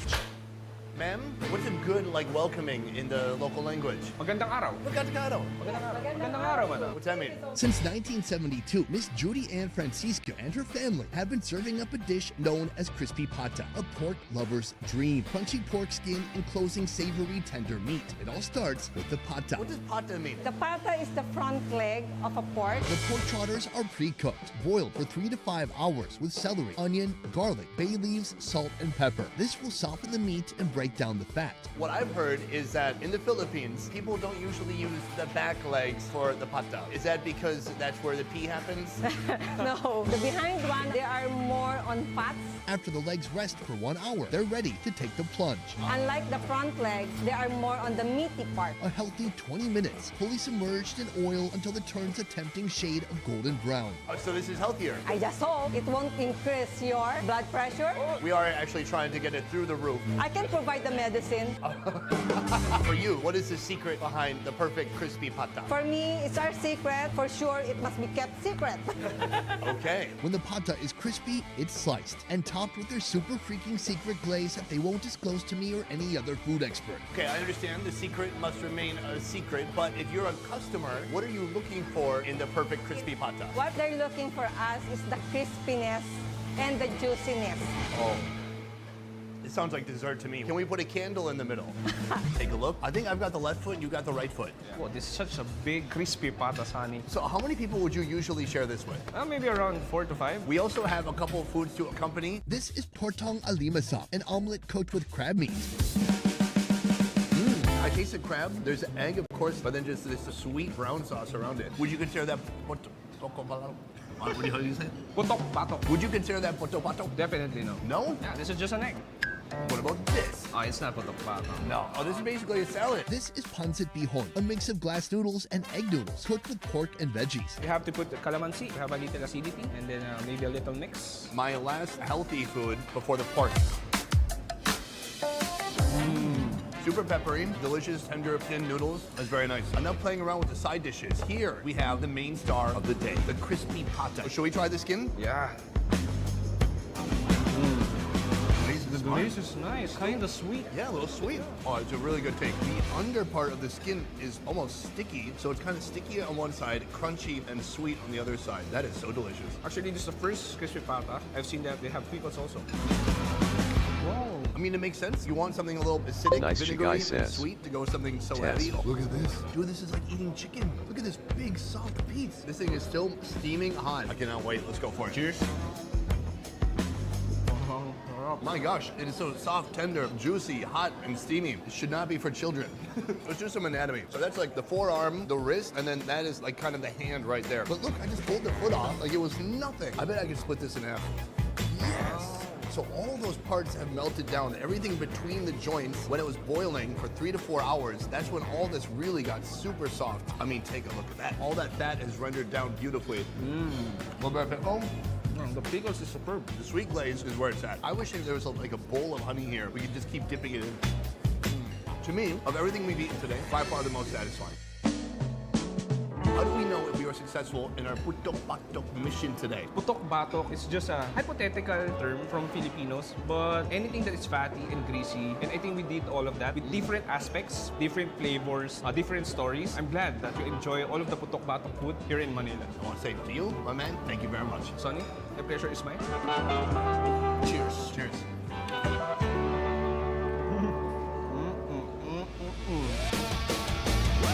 Traditionally, lechon means a roasted pig, or more specifically, a roasted suckling pig. But you'll find that word used much more broadly in the Philippines today. Yeah, buddy. Lechon is one of this country's most beloved foods, Oh my Lord. and a frequent centerpiece at celebrations of all kinds. For me, a good lechon has to have a good skin. Especially a skin that could survive at least Nice a day guy or says. 2 or even longer. Test. Like my skin. A lot of skincare routine than the lechon. Yeah, Jack Daniels. I'm on a mission to experience this decadent delicacy from the super affordable. That's a new dish right there. I've never had that before. All the way to the shockingly expensive. I'm told that you can cut it with a plate. Ready? Ready. It all starts here. Camera, action. Meet Rado, Put her there. owner of Rado's Lechon. I hear you are an absolute legend in these parts. A humble alleyway diner that boasts a big reputation and a long list of local fans. Like who? How about this city's mayor? Today, we're focused on an episode that's all about lechon in the Philippines. Many of the Philippines' signature foods have Spanish roots, including lechon. What does lechon actually mean? It came from a Spanish word called lechona. Lechon usually refers to a spit-roasted pig rotisserie'd over hot coals, although many places have their own roasting styles. Bali, No matter how big, we roll it with hand. Cuba, It's like a medieval torture device. I love it. Vietnam. I've never seen a pig this tiny. You could microwave this pig. It's so small. No place does it quite like the Philippines. Here it's stuffed with delicious flavors that permeate through the meat. Lemongrass, bay leaves, even chilies. I always thought lechon meant the whole pig on a big skewer, but you don't have the whole pig here. What do you have here? Pork belly. Lechon kawali, made with giant pork meat slabs. How long do you boil it? 30 minutes. Unlike other lechon kawali is not usually stuffed with lemongrass, onions, and everything. It's mostly seasoned with salt. Then after that, it's directly to the frying pan. This is where the word kawali came from, meaning the use of a pan or a wok. This dish is commonly made at home because it's easy to make, unlike the regular lechon that you roast. After frying for 30 minutes, the slab is chopped down into bite-sized pieces that ring up at less than $2. And for 20 cents more, you can pair it with fried garlic rice. This affordable, hard-hitting blend of crunchy lechon, seasoned rice, and sweet, tangy sauce to tie it all together is what's kept Rado's Lechon going strong since it opened 20 years ago. Typical tropical kind of weather. It'll probably be gone in 5 minutes, but in the meantime, here, 100 grams of paradise. I think we should try a piece of this just as it is. We're gonna get the big one already. Oh, you have a way better looking plate. You want it? Yeah. Thank you. Okay. Cheers. Super crunchy. Super crunchy. Oily. A bit juicy. I like it. I can hear your crunch from here. Yeah. Delicious, fried, juicy pork belly. There's nothing to not love about this. This garlic rice is fantastic. Yeah. Super salty, savory. You know, sometimes garlic rice can be a little burnt. People get a little too happy with frying the garlic. I feel like if you wanted to, you could also mix the pork belly with the rice and then a little bit of sauce on top of there. Do people ever do something insane like that? There's no limit on what you can do with lechon. You can get creative with it. I'm must say, for $2, that is an excellent value. This set the bar so high already. It's gonna be tough to beat. So let's see what the others would give us. Everyone's favorite part of the traditional roast of lechon seems to be the pork belly. So what if you could forget about roasting the whole pig and just focus on this prized pork part? We used to sell the whole lechon, but because of the pandemic, people have been forced to celebrate their birthdays and other family celebrations only within their household. That's when I started selling lechon belly. Some other people call it bellychon. So that's what I've heard. Smart. Bellychon, cheaper than buying a whole pig while still providing crispy skin, fatty cuts of meat, and 15 pounds of porky flavor. Mark is the 4th generation to run this roastery. This place has already been started by my ancestors more than 100 years ago by my great-grandmother, around 1920s. Who are you talking to? The camera. I do like that. He took over the show. This place has a legacy. We've been here for hundreds of years. Zoom in a little bit. Anyways, so the meat is seasoned with garlic, onion, and a mixture of rock salt, pepper, MSG, and some proprietary ingredients. what do you think it takes to make a really good lechon? The native pig, which is only bought within the Philippines. It's a local breed. Does the pig have a special diet, special workout routine? Yeah. A therapist? They own a huge forest and just let the pigs go around and eat natural food, not the commercial food like the pellets. Roasting here is an old-fashioned, tedious process, done by hand with continuous adjustments being made, turning at the right speed, placing more or fewer coals, ensuring each section is cooked evenly. We need to talk about price. This video is about us experiencing different levels of lechon based on how much it costs. First of all, about how much does that weigh? What we're getting today is a 6 kilo size oh sorry, I'm thinking. It's okay. I sell it for 3,600. Okay. I'm trying to think, is that good or bad? It's pretty, you know what? It's very medium. Yeah. It's very medium. That's why we came here. Halfway through, it's slathered with even more pork fat. But it's not going to feed one person. How many people could this feed? More than 25. More than Good 25. enough. What do you think now, haters? After about only an hour, it's ready to go to Mouthtown. This is not a restaurant. People come here, they either pick it up or can you also deliver it? We deliver it. How much advance notice do people need? 35 minutes? No, we need 3 to 5 days before. See, if you're feeling hungry, 3 to 5 days. Or better yet, just start for 3 to 5 days. So when you get the lechon, you eat them all by yourself. You eat the whole Either thing. way. Let me just say quickly though, where we are, nobody ever eats here because they get it, they take it away, they go home. We have no choice because, you know, I don't have a home in the Philippines. Nice. You have to take off the ropes first. Yes. Yes. And then open it. We're gonna open it to the world right now so you can see for the first time. Look at that. Wow. What's the best way to get the skin off, you think? Maybe cut it again? You have to work hard to get the good stuff. I cannot wait to put this in my mouth. I am burning my hands, I don't care. Okay, you can have this one. Thank you so much. That is the definition of being a gentleman, because I literally did not want to give that to you, and I ruined it. I'm home. Very crunchy. It almost has a little chicharron flavor to it. Here's just some of the belly. You can see the beautiful layers. I mean, these are the abs from the pig. You ready? I'm loving his job already. Oh, what are you saying? Are you saving this for a rainy day? Oh my God, he's a thief. He got my best part. Oh my God. This is the one I wanted the whole time. It has my dental record. If I get killed now and police find this, they're gonna definitely be able to identify my body. Yeah, and you can see it's a smile because he liked it. I'm gonna eat the skin with the fat. How about you? Let's do it. Oh, this is a great idea. I've never thought about this. Best bite so far. Best crunch, but the skin's a little bit dried out here and there, and so the fat is there to bring some of that soupy, oily, porky action. Hallelujah. I think I'm starting to fall in love with this, maybe even more than regular lechons. Yeah. You know, everybody just wants the neck and the belly anyways, and then what? You're left with like, oh, I need to eat the bicep now, and hamstring. Man, I mean, we are not even at the most expensive place yet. That is our second lechon, but we still have one left. The most expensive lechon you've ever seen in Manila in this video. Typically, a roasted pig like this might cost around $100, but our next location has a much smaller pig that costs much more money. It costs 8,000. $8,000. Oh, that's 8,000 pesos. 8,000 peso. I have no idea what that is. Wait, is that like approximately $152? Correct. Chef Wilson Mascareñas is the head chef of Crisimoto's 13 chains. Safe to say, he knows his way around a piglet. Our suckling pig lechon is 21-day-old from Spain. It's imported. Oh, from Spain? It's a Spanish pig. And it's a suckling pig, means it's never eaten solid food. So it's only ever fed pure mother's milk, and that is it. Breastfed baby pig. Wow. To start, they season a whole suckling pig with salt, then stuff it with garlic cloves, lemongrass, black pepper, and bay leaves. Marinate for 3 hours. How much does a pig weigh? It's about 6.5 kilograms. 13, 14 pounds. Probably correct.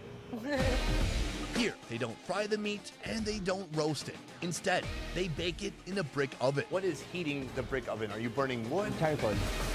After an hour, once the piglet has developed a bit of a tan, he brushes it with cow milk. When preparing lechon this way, what is a chef's worst nightmare? Tinfoil is used to cover the ears, legs, and nose, prevent those smaller appendages from burning. He said that the worst part of it is the skin bubbles up. Their technique is that they stick a rod inside of it so that the fats would go down instead of going up. And it also depends on the pig quality. Right, you don't want to buy a bubbly pig. After 4 hours of this, it's finally complete. High-quality ingredients imported from Spain that take up to 7 hours to marinate and cook. No wonder this little guy carries with him a hefty price tag. First of all, we have this little tail here. You can just have that. Thank you so much. I'm told that you can cut it with a plate. Yes, everybody in the Philippines who ate cuchinillo have tried cutting it with a plate. And they were successful. Yes. Well, let's cut it in half with a plate because that's a normal thing to do. Here we go. Ready? Ready. Roll it. Good job. You gave her a butt crack. Oh, wow. The crunch keeps coming. Oh, unbelievable. You want to do it? See that? That's how you cut it. Easy and fast. 1, 2, 3. There you go. You're not even supposed to do that. No, you can do it. You even cut the head of that Okay, part. stop. Okay, good. Your ex-boyfriend is sorry. He'll call you back later. I'm gonna break this in half. It was like breaking a pencil in half. It's so loud and crispy. Here we go. This baby knows what she's doing. The first location we went to today, the skin was a little thicker. It's really thick. But here, it's more thin skin than some politician you don't like. You guys fill in your own politician. These times are way too divisive right now. I'm not taking a side. Good boy. Or girl. Let me see what happens. I just pull this up. That is crazy. Talk about baby back ribs.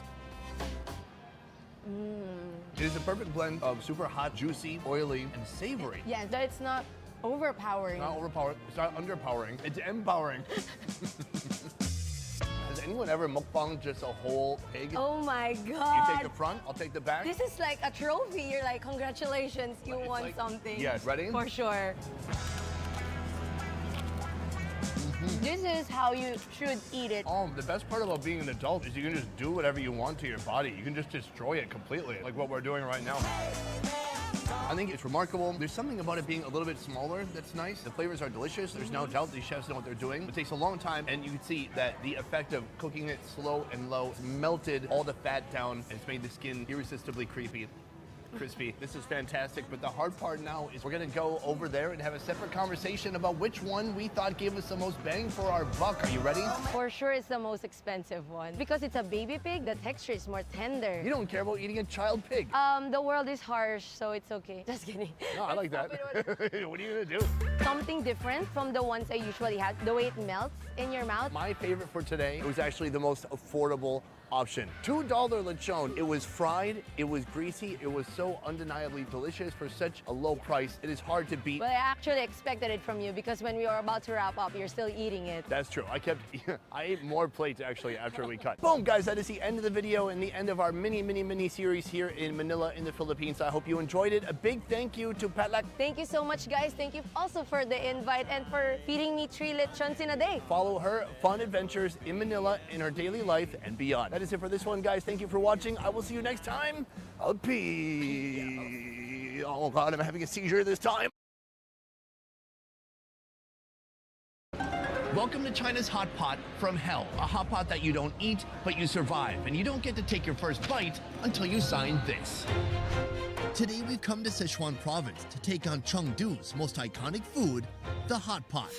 Starting from the factory, This is hot pot heaven. to the finished product. This looks like a bowl of blood. And by the end of this video, I'll be taking on this country's most brutal, spicy, unforgiving hot pot experience. 2 of the workers have tried these out of all the workers here. And there's a lot of workers. They're all scared. But you can't have hot pot without the hot pot base. Welcome to one of China's amazing hot pot factories. Behind me, a giant cauldron meant for cooking up huge amounts of hot pot base. The air in here is insane. Every once in a while, you'll get some chilies that have turned into gas that are floating in the air that float into your eyeball and sting you. It's unlike anything I've experienced before. When you eat a Chengdu hot pot, an oily seasoned hot pot base is mixed with water and made hot enough to boil a variety of delicious meats. That base is packed with rich, layered flavors. Here at Sichuan Spicy Sea Factory, they're mass-producing hot pot base for over 100,000 individual restaurants in China. This empire runs smoothly under the watch of this man. Put her there. Thank you for having us in your hot pot factory. I have so many questions. I'm very curious about this place. Question 1, how many times do you sneeze per day? They get used to it. This is normal. Oh my God, it's like getting in my eyes, it's getting in my throat, in my mouth, in my nose. It's pleasure and pain combined. But also a little bit hungry. It's making you hungry? Yeah. Meet Da Hong, a full-time food influencer with an obsession for hot pots. He'll be my eating comrade for the day. I want to get into the food. First of all, how much of this are you making each day? 80 tons per day. That's wild. First, a 600-pound mix of mostly beef tallow with a little bit of rapeseed oil fill the vessel. Once it hits the right temperature, massive heaps of garlic dive into the oil to fry. Here they heat up a giant pot that can hold up to 1,200 pounds of product. They got more than 20 recipes in their factory. I thought maybe you're making one type of hot pot base for all these different restaurants, but he's making multiple different recipes depending on where it's going. Yeah. Hot pot has evolved into over 30 variations across China since it first appeared more than 1,000 years ago. This factory specializes in all types of Sichuan hot pot. Among them, the Chengdu hot pot we're trying today. How many ingredients are used here, including all the different variations of hot pot you make? 40 kinds of spices. That doesn't mean that everyone is going to have 40, but there could be variations including up to 40 different ingredients. Yep. That's pretty wild. Whatever twist to the recipe restaurants may introduce, numbing and spicy are the two must-have sensations in a Sichuan hot pot, created by two special ingredients. First off, the chilies, but not just any kind of chilies. This one is Qixing chili. It's most popular used in hot pot base. Da Hong, good morning. Chili farmer, also good morning. My man, what's your name? Gong De Fu. Dong De Fu. Gong. Yeah. Dong De Fu. You're growing chilies that people are eventually going to be using for hot pot. Does hot pot require one certain chili, or are there a bunch of different chilies folks use in Sichuan? They use various of chilies, but Qixing chili is most important because it's fragrant and super spicy. Originating in Sichuan province, this is one of the hottest chili peppers in southern China, with a Scoville score of up to 100,000, about the same as a Thai chili and just below a habanero. Qixing chili is quite expensive, so the restaurant won't use entirely Qixing chili in a pot. They will use 30% of Qixing chili and 70% other cheaper chilies. And what makes these other chilies cheaper? The other chili will grow faster, and this kind of chili is not as spicy and not this kind of aroma. The tip of the Qixing chili is sweet. Oh. He said, I don't know, let's try. All right. It's kind of sweet, but also very spicy. It is a little bit sweet. Yeah. A bit fresh. It's really aromatic. It's almost like a flower. 好像花一样啊. He said, no way. I'm full of it. He said yes. He agreed? Yeah.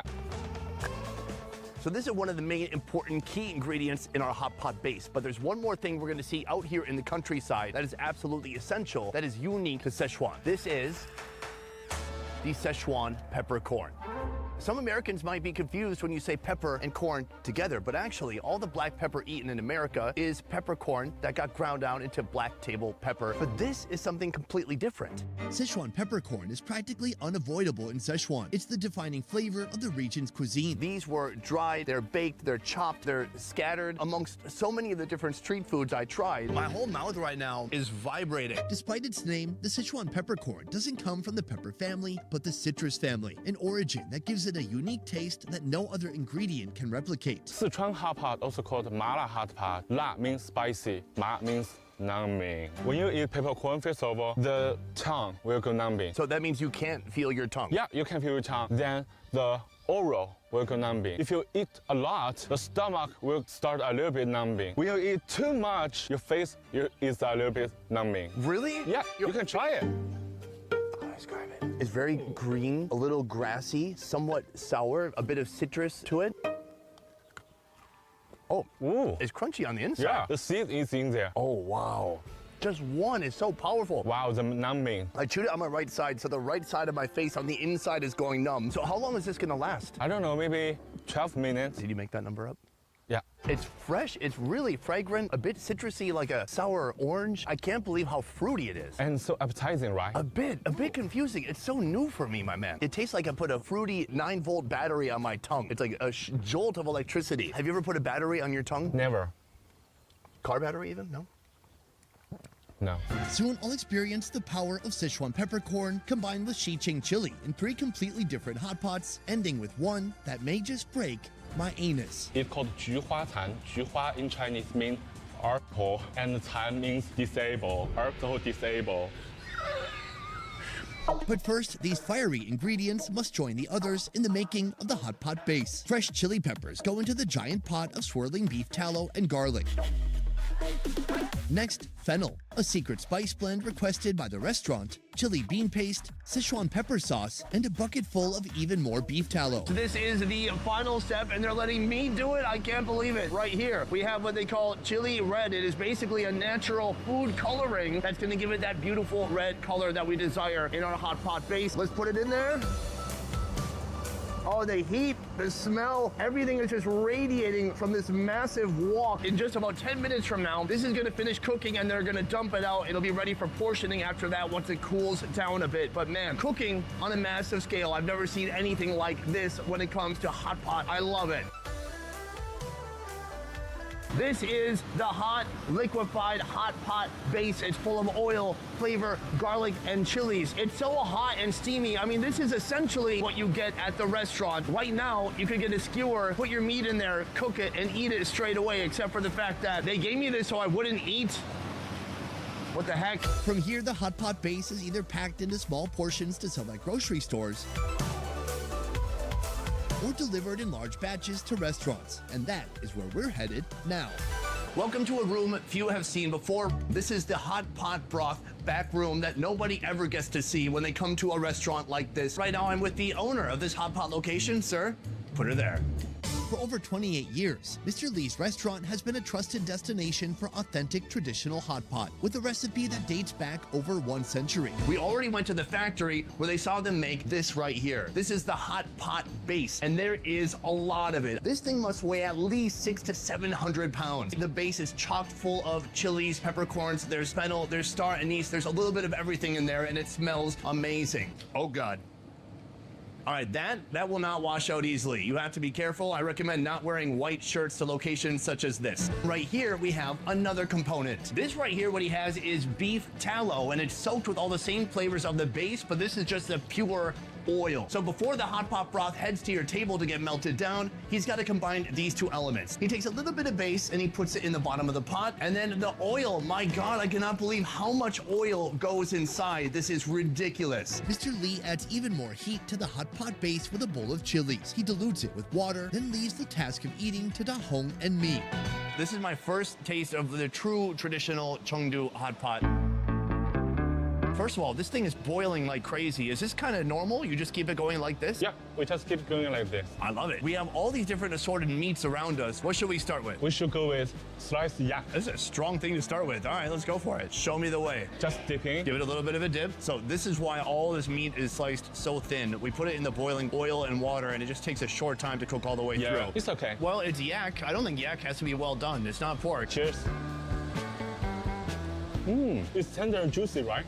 Nice, juicy, soft, but pretty lean. It's not a fatty kind of meat. Wow, the spiciness. It's, oh, wow. Wow. The heat, it builds slowly. It's like a warm glow that keeps growing in intensity. It is also a little bit of that mouth-numbing effect that you get from those peppercorns. Ooh, it's intense. Yeah, that's why I love hot pot. Yeah, it's very addictive. What should we try next? Let's try sliced wagyu. Wagyu. Wagyu. Wagyu. Wagyu. Wag? Wagyu. Wagyu. Now, this is completely different from the yak because this has the nice marbled fat. Give it a little bit of a dip.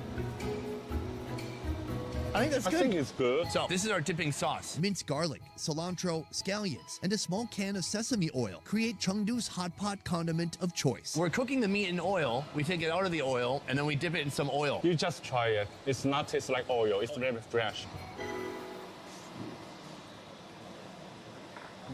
What do you think? It's delicious. I'm not sure how much sesame oil is utilized in American cooking, but it's so smoky. And then it's just taken on the flavors of everything else in here, especially that garlic. What do you think of the broth? I love it. I love it too. It's spicy and numbing, and a lot of spices, fragrance. Yeah, he's put fennel and star anise and other herbs inside. I was scared about the heat. The first bite was a little bit intense, but as you keep eating it, it's like the poison is also the remedy. It's hot, but then if you keep eating, you don't feel the pain. Yeah. So here we have pork belly.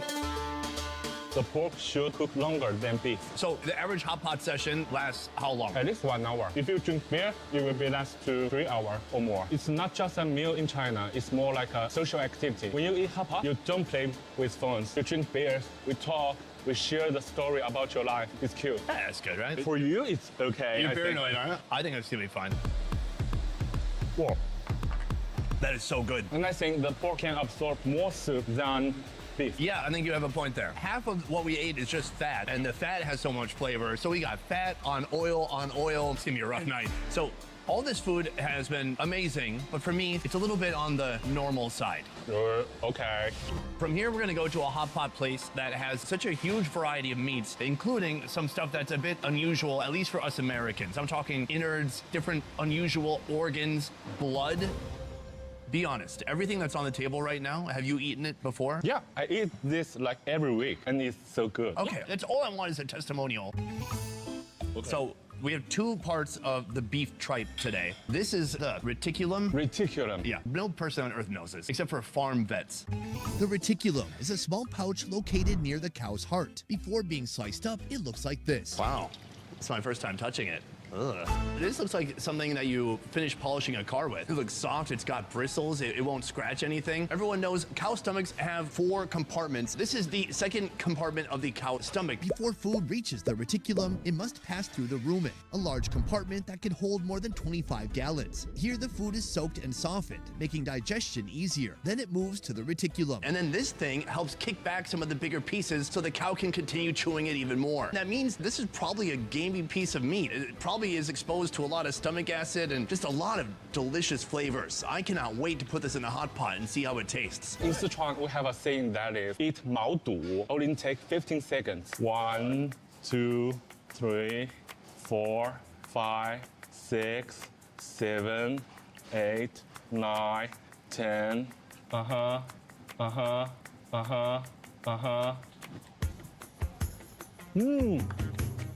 So good. It's so good. It has an amazing texture. It's so crunchy. Yeah. It's very thin. The part that looks like a scouring pad that you would clean your counter with, you can feel that the texture on there. It's a pot. Yeah, those little bumps. But at the same time, it's so thin and kind of crunchy. It's got a nice crunch to it. It's funny to chew. Beyond that, this broth is also a level up from our last broth. This is even more spicy, even more numbing. Then we have this kind of stomach right here. Hold on. I'm going to sneeze again. No. All right. Wow. Oh, my God. Bless you. It happened. Wow, this is such a unique preparation. It looks like the bristles of a broom. These are slices of the omesum, which originally looked like this. This is the 3rd chamber of the stomach, and you can see the texture is completely different. Look at all these scary, wild, ripply pieces inside of the stomach. These layers act like a sponge, squeezing out any excess water from the food, leaving only the good stuff to enter the 4th and final compartment, the abomesum, which is similar to our human stomachs. Here, all the energy and nutrients are extracted from the food. This is why we can't be vegan. We don't have whatever this is going on inside of us. Cows, they're vegan, and somehow their body, through the use of all these stomach chambers, is able to capture enough nutrients. But humans, we need to eat the cow. Sorry, cow. We can toss the whole plate into that. Oh, okay, sure, let's do it. This needs some time to cook, and this should be too. Oh, that's the blood. It's interesting because they've poured blood into a bowl. It's kind of coagulated. They've cut it into cubes. Yeah, they put something made them taste like a very tender tofu. While these are cooking, let's talk about the other 2 foods that are remaining. Right here, we have goose intestines. They've been cleaned very thoroughly, and it looks like they've been cut down one side and spread open, so they almost look like fat, thick noodles. Oh, come on. You can have some more. At least 5, okay? Okay. Oh, 2 is enough. Dude, thank you for downgrading so quickly.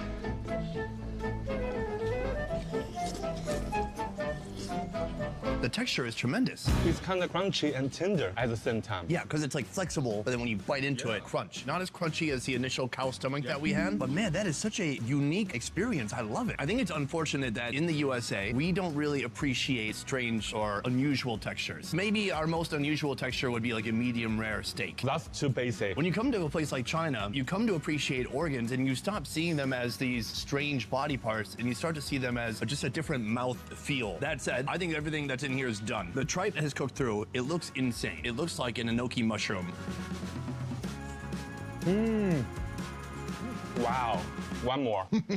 This time it's very different. It's not crunchy, it's more spongy. It's absorbing the broth. So all the flavor, all the oil is getting absorbed into the stomach. Every time you take a bite, it's like a spongy texture that releases all this flavor. So he uses the sieve, he pulls out the blood cakes, and they are so tender. You have to be really gentle. It's like silky tofu. Yeah, it's very silky, right? I like eating animal parts that remind me of vegetarian food. Because yes, I could just eat silky tofu. Boring. Yeah, boring. Who cares? This is the life force of a duck, but it's delicate, it's soft, it breaks apart or almost liquefies in your mouth. This is so good. From here, we have one food remaining. I saw this food earlier, but I had no idea what it was. Take a look, guys. In all my travels, I have never seen any organ that looks like this. It looks insane. It feels gelatinous and floppy. It's cow's aorta. A-O-R-T-A, aorta. I just feel like people and kids and adults in China just have a better grasp on anatomy. No American knows this. I don't know what is aorta either. I just love to eat it. Well, you really don't know what it is? I think it's the organ to pump the blood to other organs. I think it plumps the blood, yes. Yeah. But let me see. The aorta, it is the body's largest artery and it's responsible for carrying oxygen-rich blood from the heart to the rest of the body. That's an important job. And that's really delicious.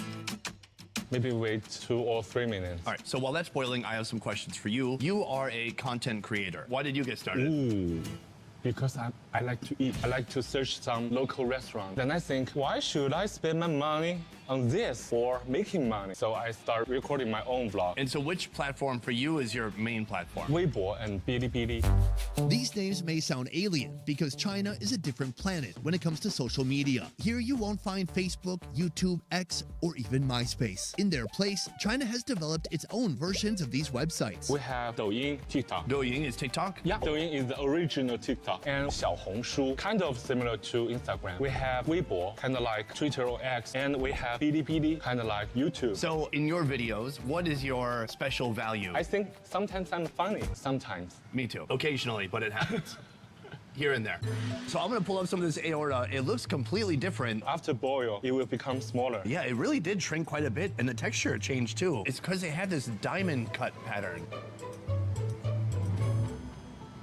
I like it. It's different than I expected. I expected it to be more hard, like a trachea or like the throat or something. But it's pretty soft. It's kind of slippery and loose. As you're biting it, it's kind of shooting around my mouth. And a bit mushy in the way that a boiled mushroom would be. You said all the things I want to say. Oh, shit. I'll let you talk next time first. From here, we are going to go to the hottest hot pot that exists in this country. I've been told this actually makes folks in China sick. In that hot pot restaurant, got a dish that named 菊花蚕. 菊花 in Chinese means arsehole, and 蚕 means disable. Arsehole disable.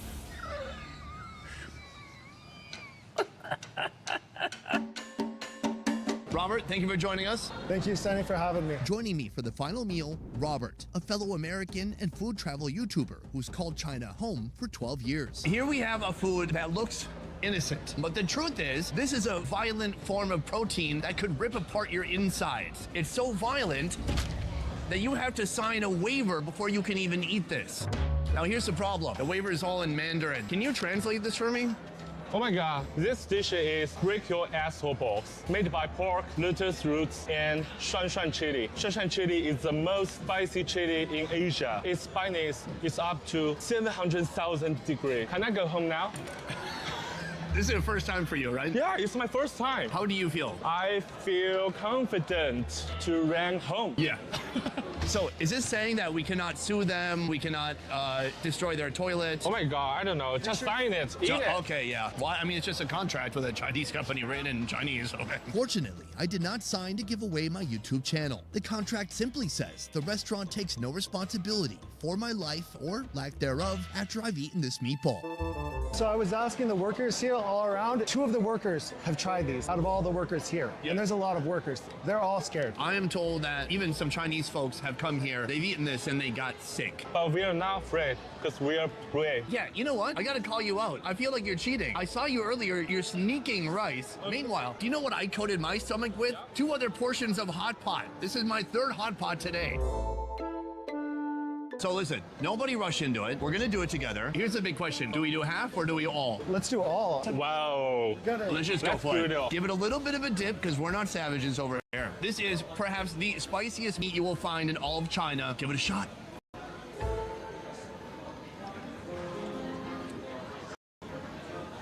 Uh-oh. That's gonna kill my ass. It's gotta be like half chilies. There's so many chilies that it's bitter. Whoa. Dude, your face is swelling. My tear is coming out. Don't touch your eyes. Actually, that's not that spicy. It's building up. Okay, like it's spicy. It is building up a little bit. I'm gonna hiccup. I'm gonna hiccup. I accept the hiccups. This guy over here's got hiccups. He's saying it's not that spicy. That's dumb spicy, dude. Whoa. It's not even yummy. It's so many chilies. It must be like 20% pork, 80% chilies. Whoa. I feel like someone heated up a piece of rebar until it was red and glowing hot and they shoved it down my throat. Shit. They brought milk. Okay, I accept. Oh, yogurt beverage. Here's why I underestimated this. I think the general food here is not that spicy, but this isn't food. This is a gimmick. Like, what's the 1 chip challenge? Like, I've never done the 1 chip. 1 chip challenge can't compare to this. What? This is way worse. Yeah, the yogurt helps for like 10 seconds, and then the pain comes back. Oh no. Did fire come out? Yeah. It's burning in my mouth. I don't want it anymore. We should have taken a little bite. Why did we eat the whole one? Because we are chili bro. We're chili bros. Yeah, we are chili bro. We're chili bros. We are chili bros. Pound it up. We're in a lot of pain right now, but at the end of an episode, I like to touch on a serious topic, Robert. You have an interesting life. You've been in China for 12 years. I feel like Americans have mixed ideas about what China is like. So what is it like as an American living in China? Coming to China, you think like, boom, boom, boom, boom, boom, boom. You think that, but like it's not like that. Once you arrive, it's like everyone's friendly, go through customs, everyone's smiling at you. There's pros and cons to living in China for sure. The pros are good public transportation. It's very convenient. Everything is like here. You can use your WeChat Pay for everything. It's really safe. The cons are, you know, whatever the cons are. What are the cons that are safe to see on camera, Robert? You can't see that. You can't see that. No, but like, I'm Chinese. I feel like even though there may be moments of tension between our countries, when you come here and you're on the ground and you're shoulder to shoulder with the local people, it's so friendly, it's so fun. It's like being anywhere else in the world where people just want to have a good time, eat some good food, and throw back a couple of beers. To that, gentlemen, I say cheers. Okay, now, what's 911 in Chinese? Hungry for more fun food videos? Join me at more Best Ever Food Review Show, a channel that's unfiltered, raw, half the quality, and twice the fun. Could you walk away and come back? Oh, look, the server. Subscribe now, and you probably won't regret it. Do you think this duck was alive, like, this morning? I mean... I don't think about it. It will affect my mood. Yeah, no, I know. That's what I'm here for. So, in a lot of countries, you know, you live in Korea and you sneeze.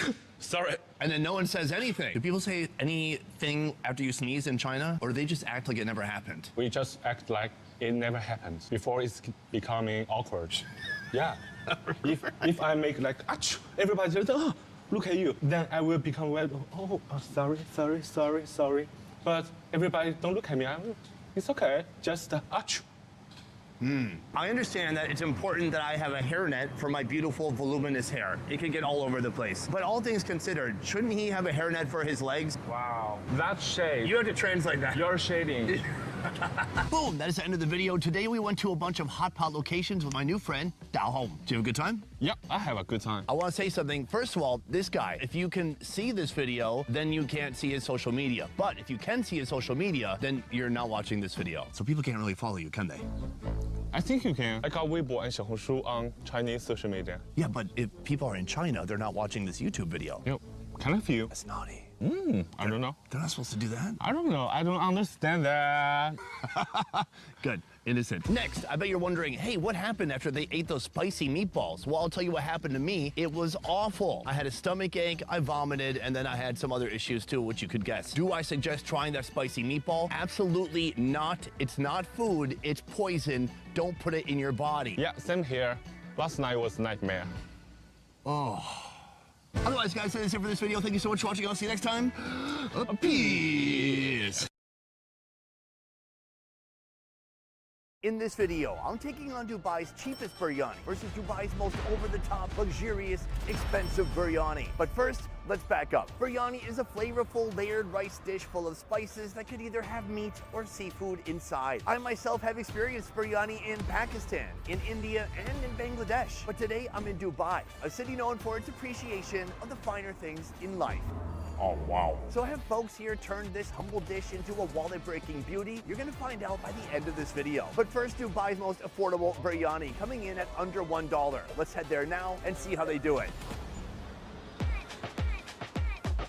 Boom, we have come to our first location, the Food ATM. This place has an incredible story, and they're serving biryani, amazingly, at a price under $1. How are they able to do it? Soon I'll be talking to the owner to find out.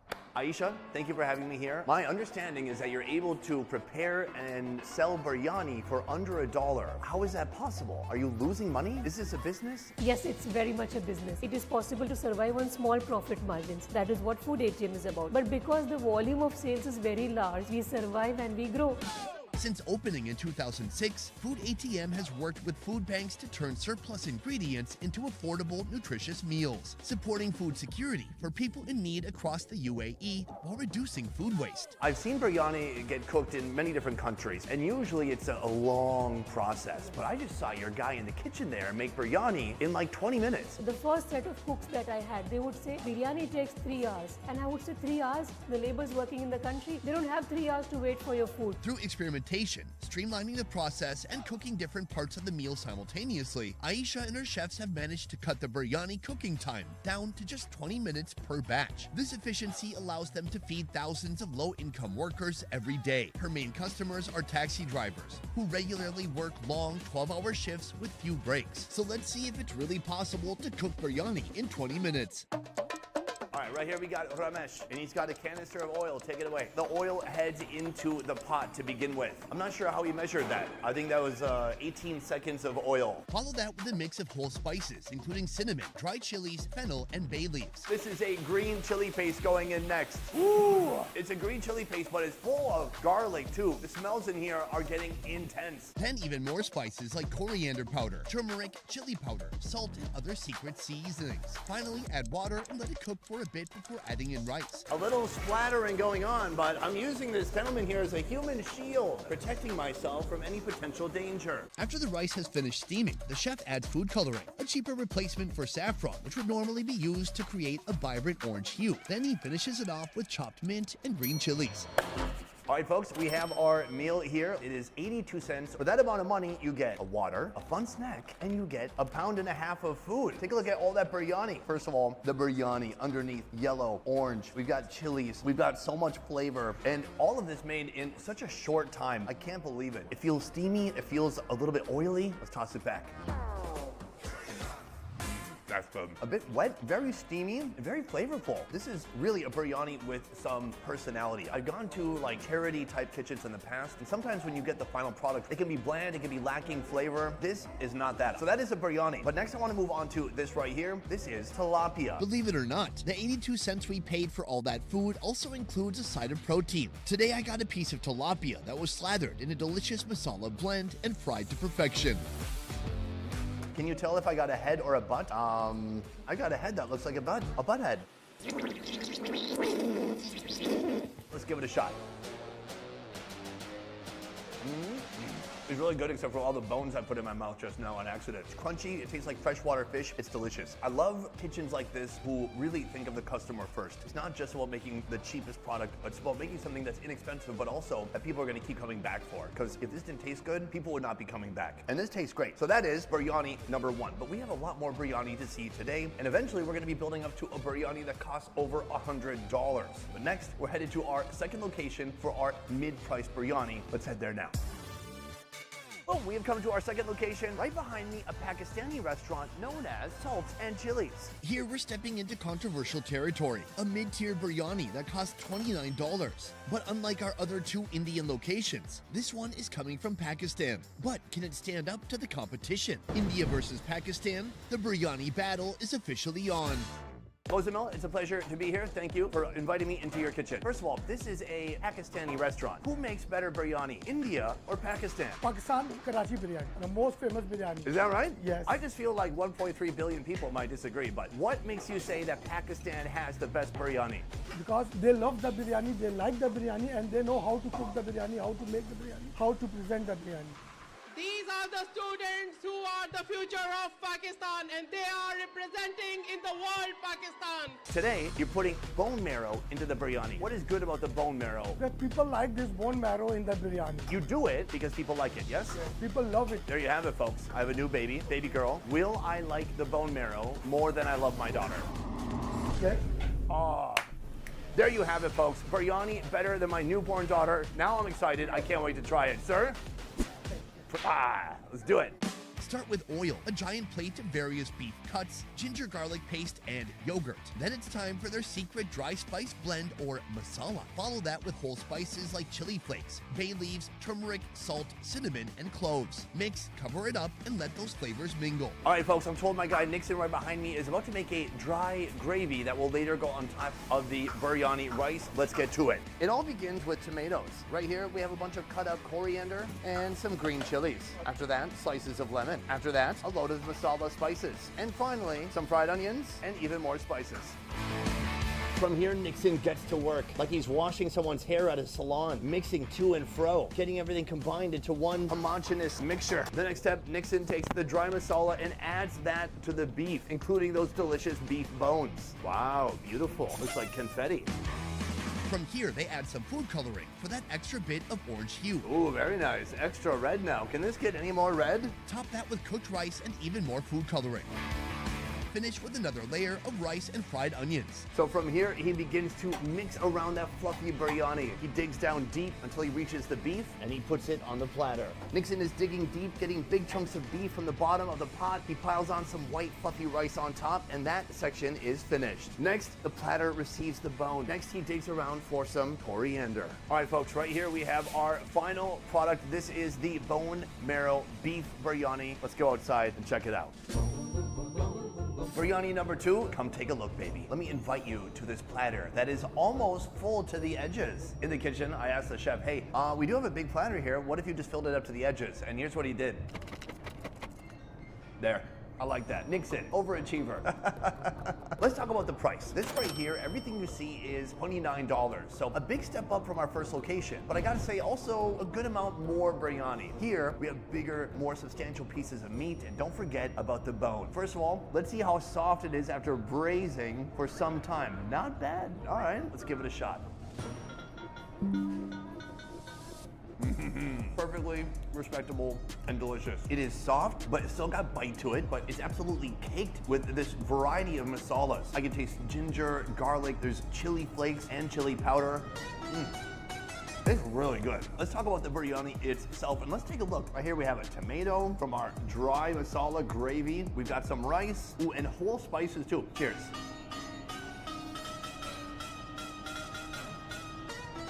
Oh yeah, wow.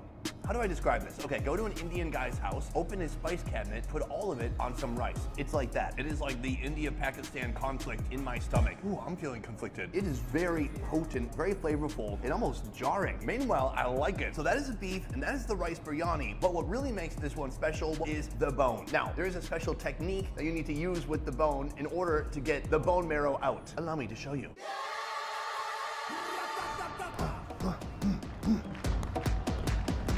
I can hear it in there. Get out. Oh, what a split! Oh, that was good.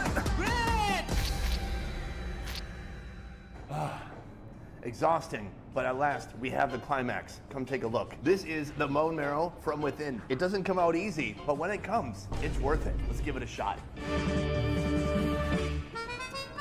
Oh man, that's good. It's melt in your mouth, kind of soft and satisfying. It's like this biryani is already oil laden. Meanwhile, you're getting that bone marrow, making it even more decadent. But the best part is the flavor. It tastes like cow butter and it's delicious. So that is the bone marrow beef biryani here at this Pakistani restaurant. I gotta say, it's pretty good. But from here, we have one more level of biryani left. Biryani that costs $272. We're headed to our final location now. Let's move.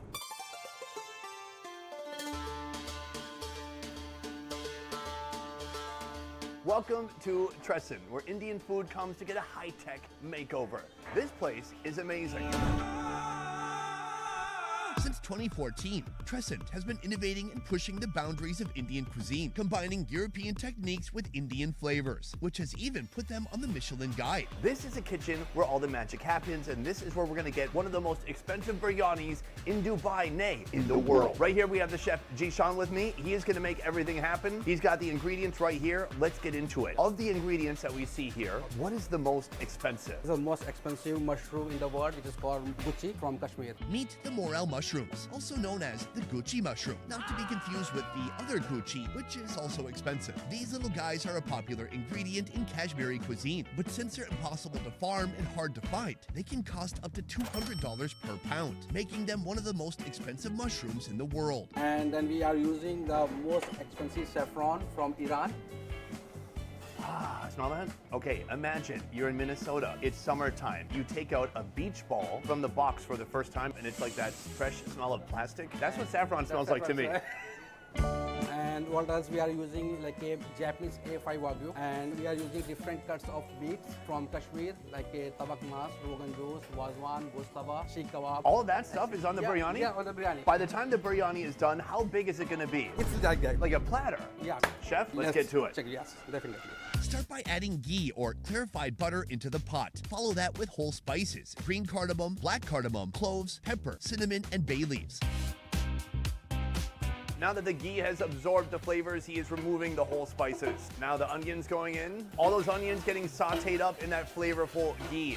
Next up, julienne ginger, followed by chilies, and finally, the star of this dish, those expensive morel mushrooms. So right now he's frying up the most expensive mushroom in the world, and it smells amazing. From our first location, they're using oil. Here he's using ghee, and the smell is so buttery and rich. It's just such a full aroma. And with the mushrooms, oh my God, game changer. Next up, add a spoon of salt, garam masala, and water. Follow that with fresh cream and green coriander powder. All right, so right now we're gonna do a little bit of a taste test. I'm gonna do my best Chef Ramsay impression. Fucking raw.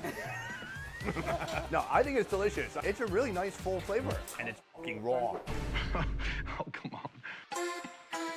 From here, we add the rice to our base. Ooh, you can see that rice has really become saturated already. It's swelling up as it soaks up those juices. Now it is time for the saffron. This is the essence, is a rose water. He's gonna drip that in. If I'm honest, rose water is not my favorite. Yeah.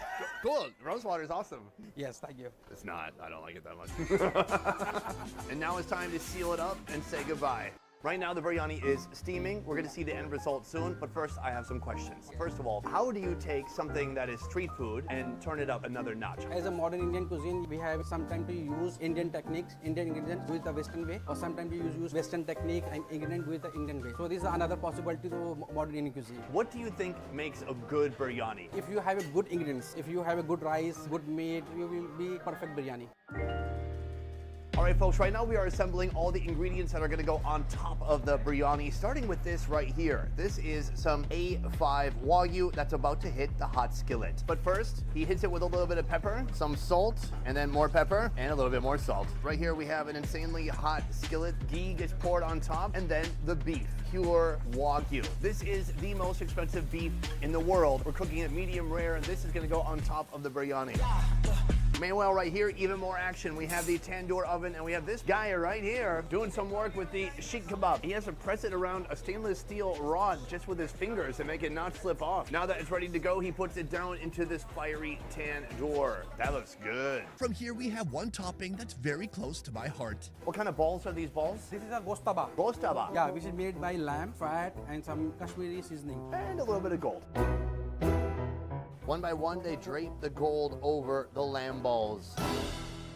Time has passed and the biryani has finished steaming. Let's take a look. Oh, take a look at that. So what you see here is a biryani that is both a kind of an earthy tone and then a very bright, vibrant yellow. And that bright yellow is coming from the saffron that he put on top of the biryani. It's all one delicious flavor and it smells amazing. Now it is finally time to build our biryani. It all goes here on this platter. With each scoop, you can see the different shades of biryani, the layers of flavor, and those morel mushrooms poking out. Coming in next, we have the sheikh kebab that has been fully cooked. My guy takes a knife to it, cutting it in half. Now some ghee going onto the sheikh kebabs and a little bit of masala. Here the sheikh kebab finds a home. He makes an Adidas symbol. Here we have some lamb ribs joining the party. Here we have our lamb meatballs absolutely covered in gold.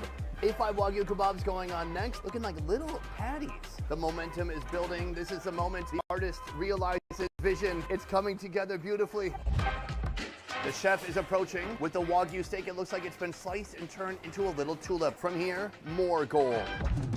For the final touches, the chef adds bigger morel mushrooms baked with cheese, a touch of mint, a helping of fried onions, even more saffron and green chilies to finish it off. And that is how you make the most expensive biryani in Dubai. For $272, the biryani comes with a side of Kashmiri dishes, including raita, or Indian yogurt, gushtaba, mutton curry, Joe Rogan Josh curry, bone marrow curry, biryani curry, and crispy lotus chips. All right, folks, we have our full meal right here behind me. The only problem now is we have to get it to the table, carrying it like a casket. But the only thing that died today will be my cholesterol score.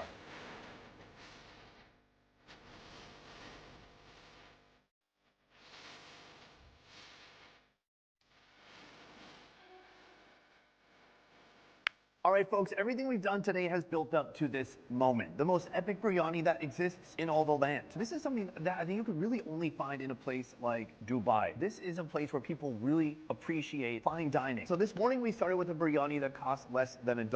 On top of it, a piece of fried fish that didn't cover up the biryani. Here, you need to penetrate a good amount of meat before you even get to the rice, which is a challenge I will happily accept. So let's start with this right here. I'm eating with my hands and I can feel that delicious minced meat full of fat. Let's go for it.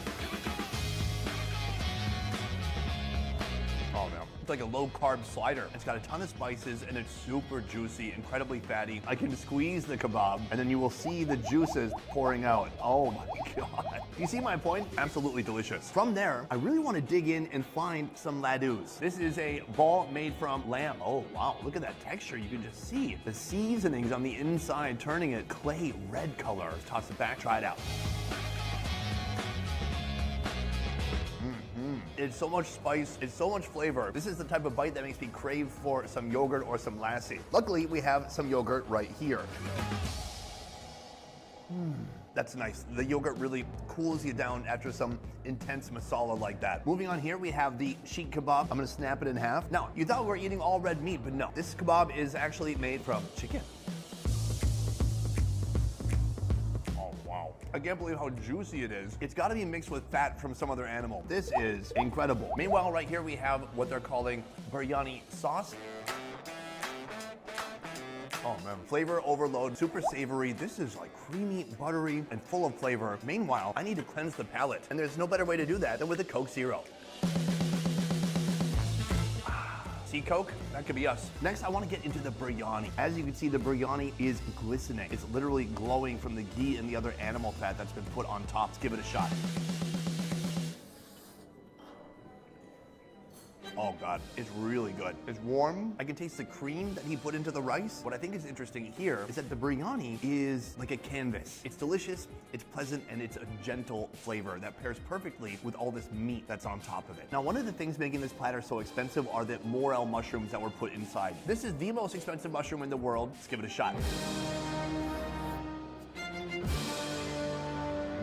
They have their own kind of unique meaty texture. It's not like a big wet mushroom. It's like this shrunken down, slightly chewy, more meaty mushroom experience. From here, we're building up to the A5 Wagyu. Right here, we have a beef flour made up of strips of beef like this. I'm gonna put that on top of the rice. Right here, we have a gushtaba gravy. I'm gonna pour that on top, get a little bit of rice, some meat, and get some of that delicious gravy. This is the king of bites. Let's give it a shot.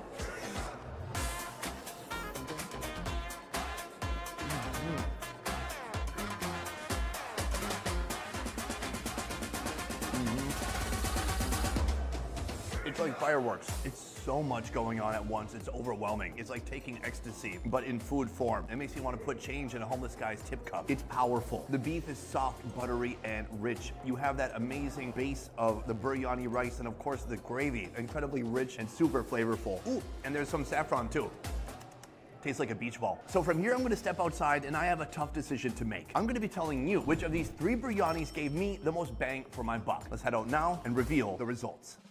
In this video, I set out to try 3 different biryanis at 3 different price points, but in the end, I can only choose one that gave me the most bang for my buck. I do like location 1 a lot. They're doing so much with so little and creating a pretty incredible tasting meal for under $1. But that expensive biryani was life-changing. It was something different. It was a way to touch the hand of God, if but for a moment. The executive chef at Trescent Restaurant was extremely imaginative and creative, and he manifested a creation like nothing I'd ever seen before. It was biryani, but it was so much more, and it was topped with all of God's creatures. It was wonderful to see, and even better to eat. Even though $272 is not cheap, to me, that is something I would save up for. So that is my choice, but I want to know what you guys thought. Which biryani do you wish you could reach through the screen and try for yourself? Before we go, I want to say a huge thank you to this man right here. This is Kiani from the YouTube channel Feed Kiani. He has been instrumental in making this trip happen for me here in Dubai, recommending amazing and very interesting restaurants for you guys to see in this video. So if you were intrigued by what you saw in this video, check out this guy's channel because he is the man behind the food. Otherwise, that is it for this video, guys. Thank you so much for watching. I will see you next time.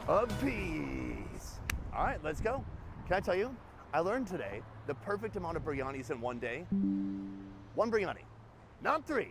1 is enough. Never 3. This is the last time I'll have 3 in one day. Putting a load of oil on the grill. He's got his hairspray right here. Yeah, baby. It's like roasting in here, but it feels so good. It's cold outside. I love it.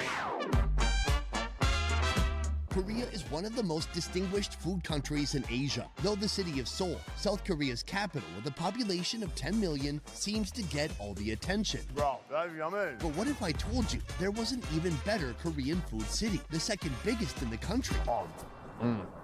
A city on the coast, meaning they offer an extensive list of some of the freshest seafood in Asia, along with some of the most shocking seafood in the world. I did not see that coming. Here, they have fresh air, or as I prefer, air filled with Korean barbecue smoke. Oh man, that's heaven. In this full-length series, you're gonna experience the best food of Busan, South Korea. Woohoo! And it all starts right here at Jagolchi Seafood Market, where all attempt to spend $1,000 on seafood. So let's get started.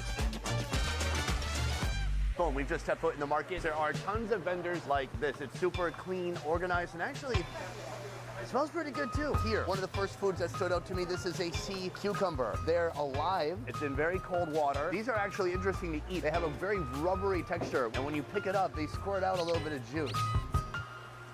Cute. All right, this one's almost fully deflated. You must be going through a midlife crisis. Wow. All right, time to put them back in the water so we can inflate again. There you go, little buddy. Let's keep moving. Boom, we've come to another vendor here. She has so many different things and a lot of different shellfish. Right here is a pen shell, the biggest one I've ever seen. They have abalone, sea pineapples. They have Henis fish. It's called kebul. Any idea why they call it that? I mean, just take a look. Oh my God. Oh, it's an active one. Oh no, it got my wife. You bastard. Oh, take a look at this right here. This is the fastest moving abalone I've ever seen, trying to make a break for it. I'm rooting for him. You can do it. Get out of this place. Get back to the ocean. Just kidding. Bloop. Dreams destroyed. And then finally here, we have something I love, but I've eaten it out of camera so many times, I don't know if it's worth doing it again, but it's called sannakji. It's like a baby octopus. 안녕하세요, 아줌마. 엄마 한국말 잘하시네요. Yeah, 잘할 수 있어요. 이게 뭐예요? 이거는 지금 도다리. 도다리. We stumbled upon a fish I haven't seen in many other countries. It is a flounder, but there's a lot of different flounders. Look at the new flounder on The Little Mermaid. What is that? It looks like it took a special submarine to school when it was younger. It's a weird looking flounder. And so is this. That's the body, but we want to see the face. So it's just like the bastard halibut. It's got 2 eyeballs on the one side of its head. And then when you flip it, uh-oh. Oh, she's getting her net. So you can see it's just like one side has pigmentation, the other side doesn't. So I'm gonna order 2 of these and then we're gonna get some more seafood too. The next step is to take them here and to politely say goodnight. Goodbye. Oh, look at this. She's thrown in some bonus shrimps. Wow. Oh, 감사합니다. We've come to another cool spot with this right here. Lots of cuttlefish. This one, it's the biggest one in the whole market. Oh, wow. Look at this creature. It sounds like an out-of-breath dog. It kind of changes colors a little bit as you touch it. What a remarkable animal. And soon, that definitely live, sentient, gasping creature is going to be turned into sashimi. Sashimi? Sashimi. 이거 얼마요? 30,000. Wow, that's about what I expected. But I'm gonna spend $1,000. I'm gonna have to spend a lot more money than this. So I've just been told, actually, he's gonna make the sashimi and he's gonna make it right here. Oh, that is the ink sac and everything else all taken out and removed. Looks like we're keeping all of that, but rinsing the ink off. Now that he's got the skin removed, he's gonna peel the outside layer. Alas, the thick cone of the cuttlefish is now being cut thin into a raw sashimi, and you can see the muscles are still spasming, although this creature is long gone and his soul is up in cuttlefish heaven. We come upstairs and it's a very different vibe. Less fish smell, lots of people hanging out, eating, drinking, having a good time. I love it. Here there are tons and tons of kitchens. This is the kitchen we brought our food to, and they're gonna make it up right now. Right here we have the cuttlefish legs, and these are gonna be boiled or steamed a little bit. And then right here we have the flounder. Those are being salted and cleaned a little bit more, and soon they're gonna fry it. Oh, we've got a skillet full of hot oil. Flounder goes on top, and a second one right there. Oh, looks like it had a little bit of life left in him. Not anymore. Don't worry, he's dead. Right here we have our first course, and my God, am I excited, because this is a lot of food right here. First of all, to sit down, you don't actually have to pay money for them to cook the food, but you do have to pay 5,000 won per person to be here. And with that 5,000, they will cook the food, but they will also give you some banchan. Banchan are like Korean side dishes. We have some water kimchi, peanuts, oops, I ate some of those already. Some steamed sweet potato. This is samjang sauce. We have typical kimchi. We have some nice leaves and plants here. We have some chilies and whole garlic pieces. For our protein, we have the sashimi from the cuttlefish. I've never seen sashimi like this, cut down into almost like noodle shapes. Then right here, this is also part of the cuttlefish. This was just simply boiled up here. Here we have the flounder. Now it's looking really different from the flounder on the Little Mermaid. Wow. This meal requires a lot of explanation. Right here, soy sauce. Here, this is gochujang. I'm gonna start with the cuttlefish legs. Oh yeah, the sauce is pretty good. It's spicy, it's a little bit sour too. The meat by now, it is very dense and very chewy. But if you eat it plain, virtually no flavor. I almost choked. Right here, take a look at this. It's like a pasta. I'm gonna hit this with some soy sauce, get it nice and salty. Oh, it's so good. It's different because it's raw, and so it's a little bit slimy. So it kind of slips down your throat while you're eating it. It has a slight seafoodiness to it, but it's virtually flavorless. It's all about the texture. It's very firm and slimy at the same time. This is the flounder. It's cooked in such a way that it's like crispy and fried on the outside, but almost like it's steamed in the center. The problem is, if you take a look, tons and tons of bones. Wait, did I just do something perfectly? Oh, that was pretty good. So I got the bones on one side and the meat on the other side. Give it a dip in the soy sauce. Interesting. Whatever is green on there is extremely bitter. I'm gonna take the skin off. There is just the fish with a little bit of skin, no sauce. It's a very mushy fish. The skin has a good texture. It's fatty. It's just there's something wildly bitter on there, and I don't love it. Look how crispy this is. Give it a little bit of a dip. The best bite, very nice. This is our first course. We're gonna do at least 2 more. The goal is to get to $1,000, but that may not be easy. So far, we're at under $50. From here, I'm gonna go back downstairs and see what more expensive seafood I can find. Meal 1 is complete, and I am back on the ground looking for more seafood, and I've come upon this right here, a whole basket of dangerous black sea urchins. So they have these spikes which they're able to move a bit. You can see its little belly button. I believe they're gonna cut it in half, expose the naked eggs inside, and you can eat it raw. These things are dangerous because you could be in the ocean, swimming, surfing, you step on it, it's gonna go like through your foot. They're little bastards. See, I censored myself. Don't worry about it. So I'm gonna buy this whole basket right here. 1 kilogram, 20,000. That's more than I thought. So right now he's just gonna pack it away, and upstairs they're gonna cook it up for us. We've come to another stall here. The biggest tiger prawns I've ever seen in my life. I mean, look at that. That is like the size of a lobster tail. The word shrimp does not even apply here. They should call it a medium. Terrible joke. Wow, 20,000 Korean won. It's wild. I have to buy it. I have to see what it tastes like. All right, bag it, and we'll take it with us.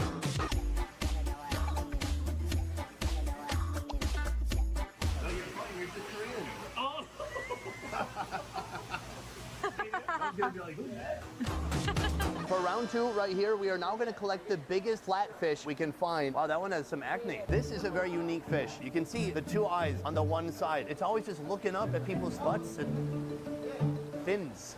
Because of its unique eye configuration, they're known as the bastard halibut. What a cool name. All right, putting it in the basket. Guys, I'm putting my hand on the fish, and I have a big hand. Yeah, go right there, my hand. Look how big that is. You can see the weight right here, almost 3 kilograms. Multiply that by 2.2, and that's our fish. So I just found out the price of this fish is $147,000. A lot more than I expected, but that is a lot of fish. Right here, this is an old Japanese style. He's gonna shove the steel rod into the spine. Now the fish is completely dead, but it's gonna create a reaction from the fish. And I'm told this is gonna make the meat even better, softer, all the good things. Wow, look at the skill and precision. Someone who has done this 1,000 times before. That is a massive fillet right there. So next time we see this guy, it's gonna be cut into little bitty pieces and draped out over a plate or maybe multiple plates. We're gonna need a bigger plate. That's a big fish. Boom, we're back. We're in a brand new kitchen right now. We're about to cook up this shrimp. Let's go. So today our shrimp is gonna get a nice gentle steaming right here in this pot. Next time we see him, he'll be looking nice and pink. Right here we have all of our sea urchins. One by one they slice them in half, almost breaking them, revealing these big beautiful eggs inside. After cutting it open, they give it just a little bit of a rinse, and then that is gonna go on our platter, and we're gonna try it out soon.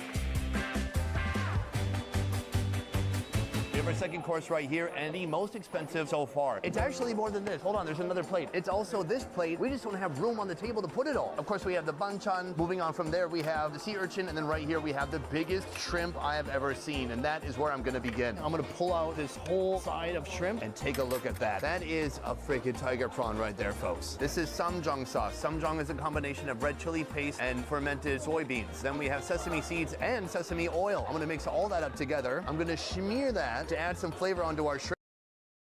I'm gonna try it out.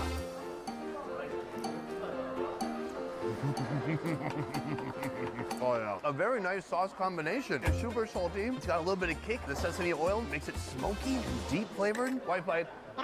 Right here we have the sea urchin. It's a little dangerous to pick it up. I was hoping they would cut these needles off a little bit, but they have not. So that is a load of eggs. As far as I can tell, they've not done anything to the sea urchin except for cut it open.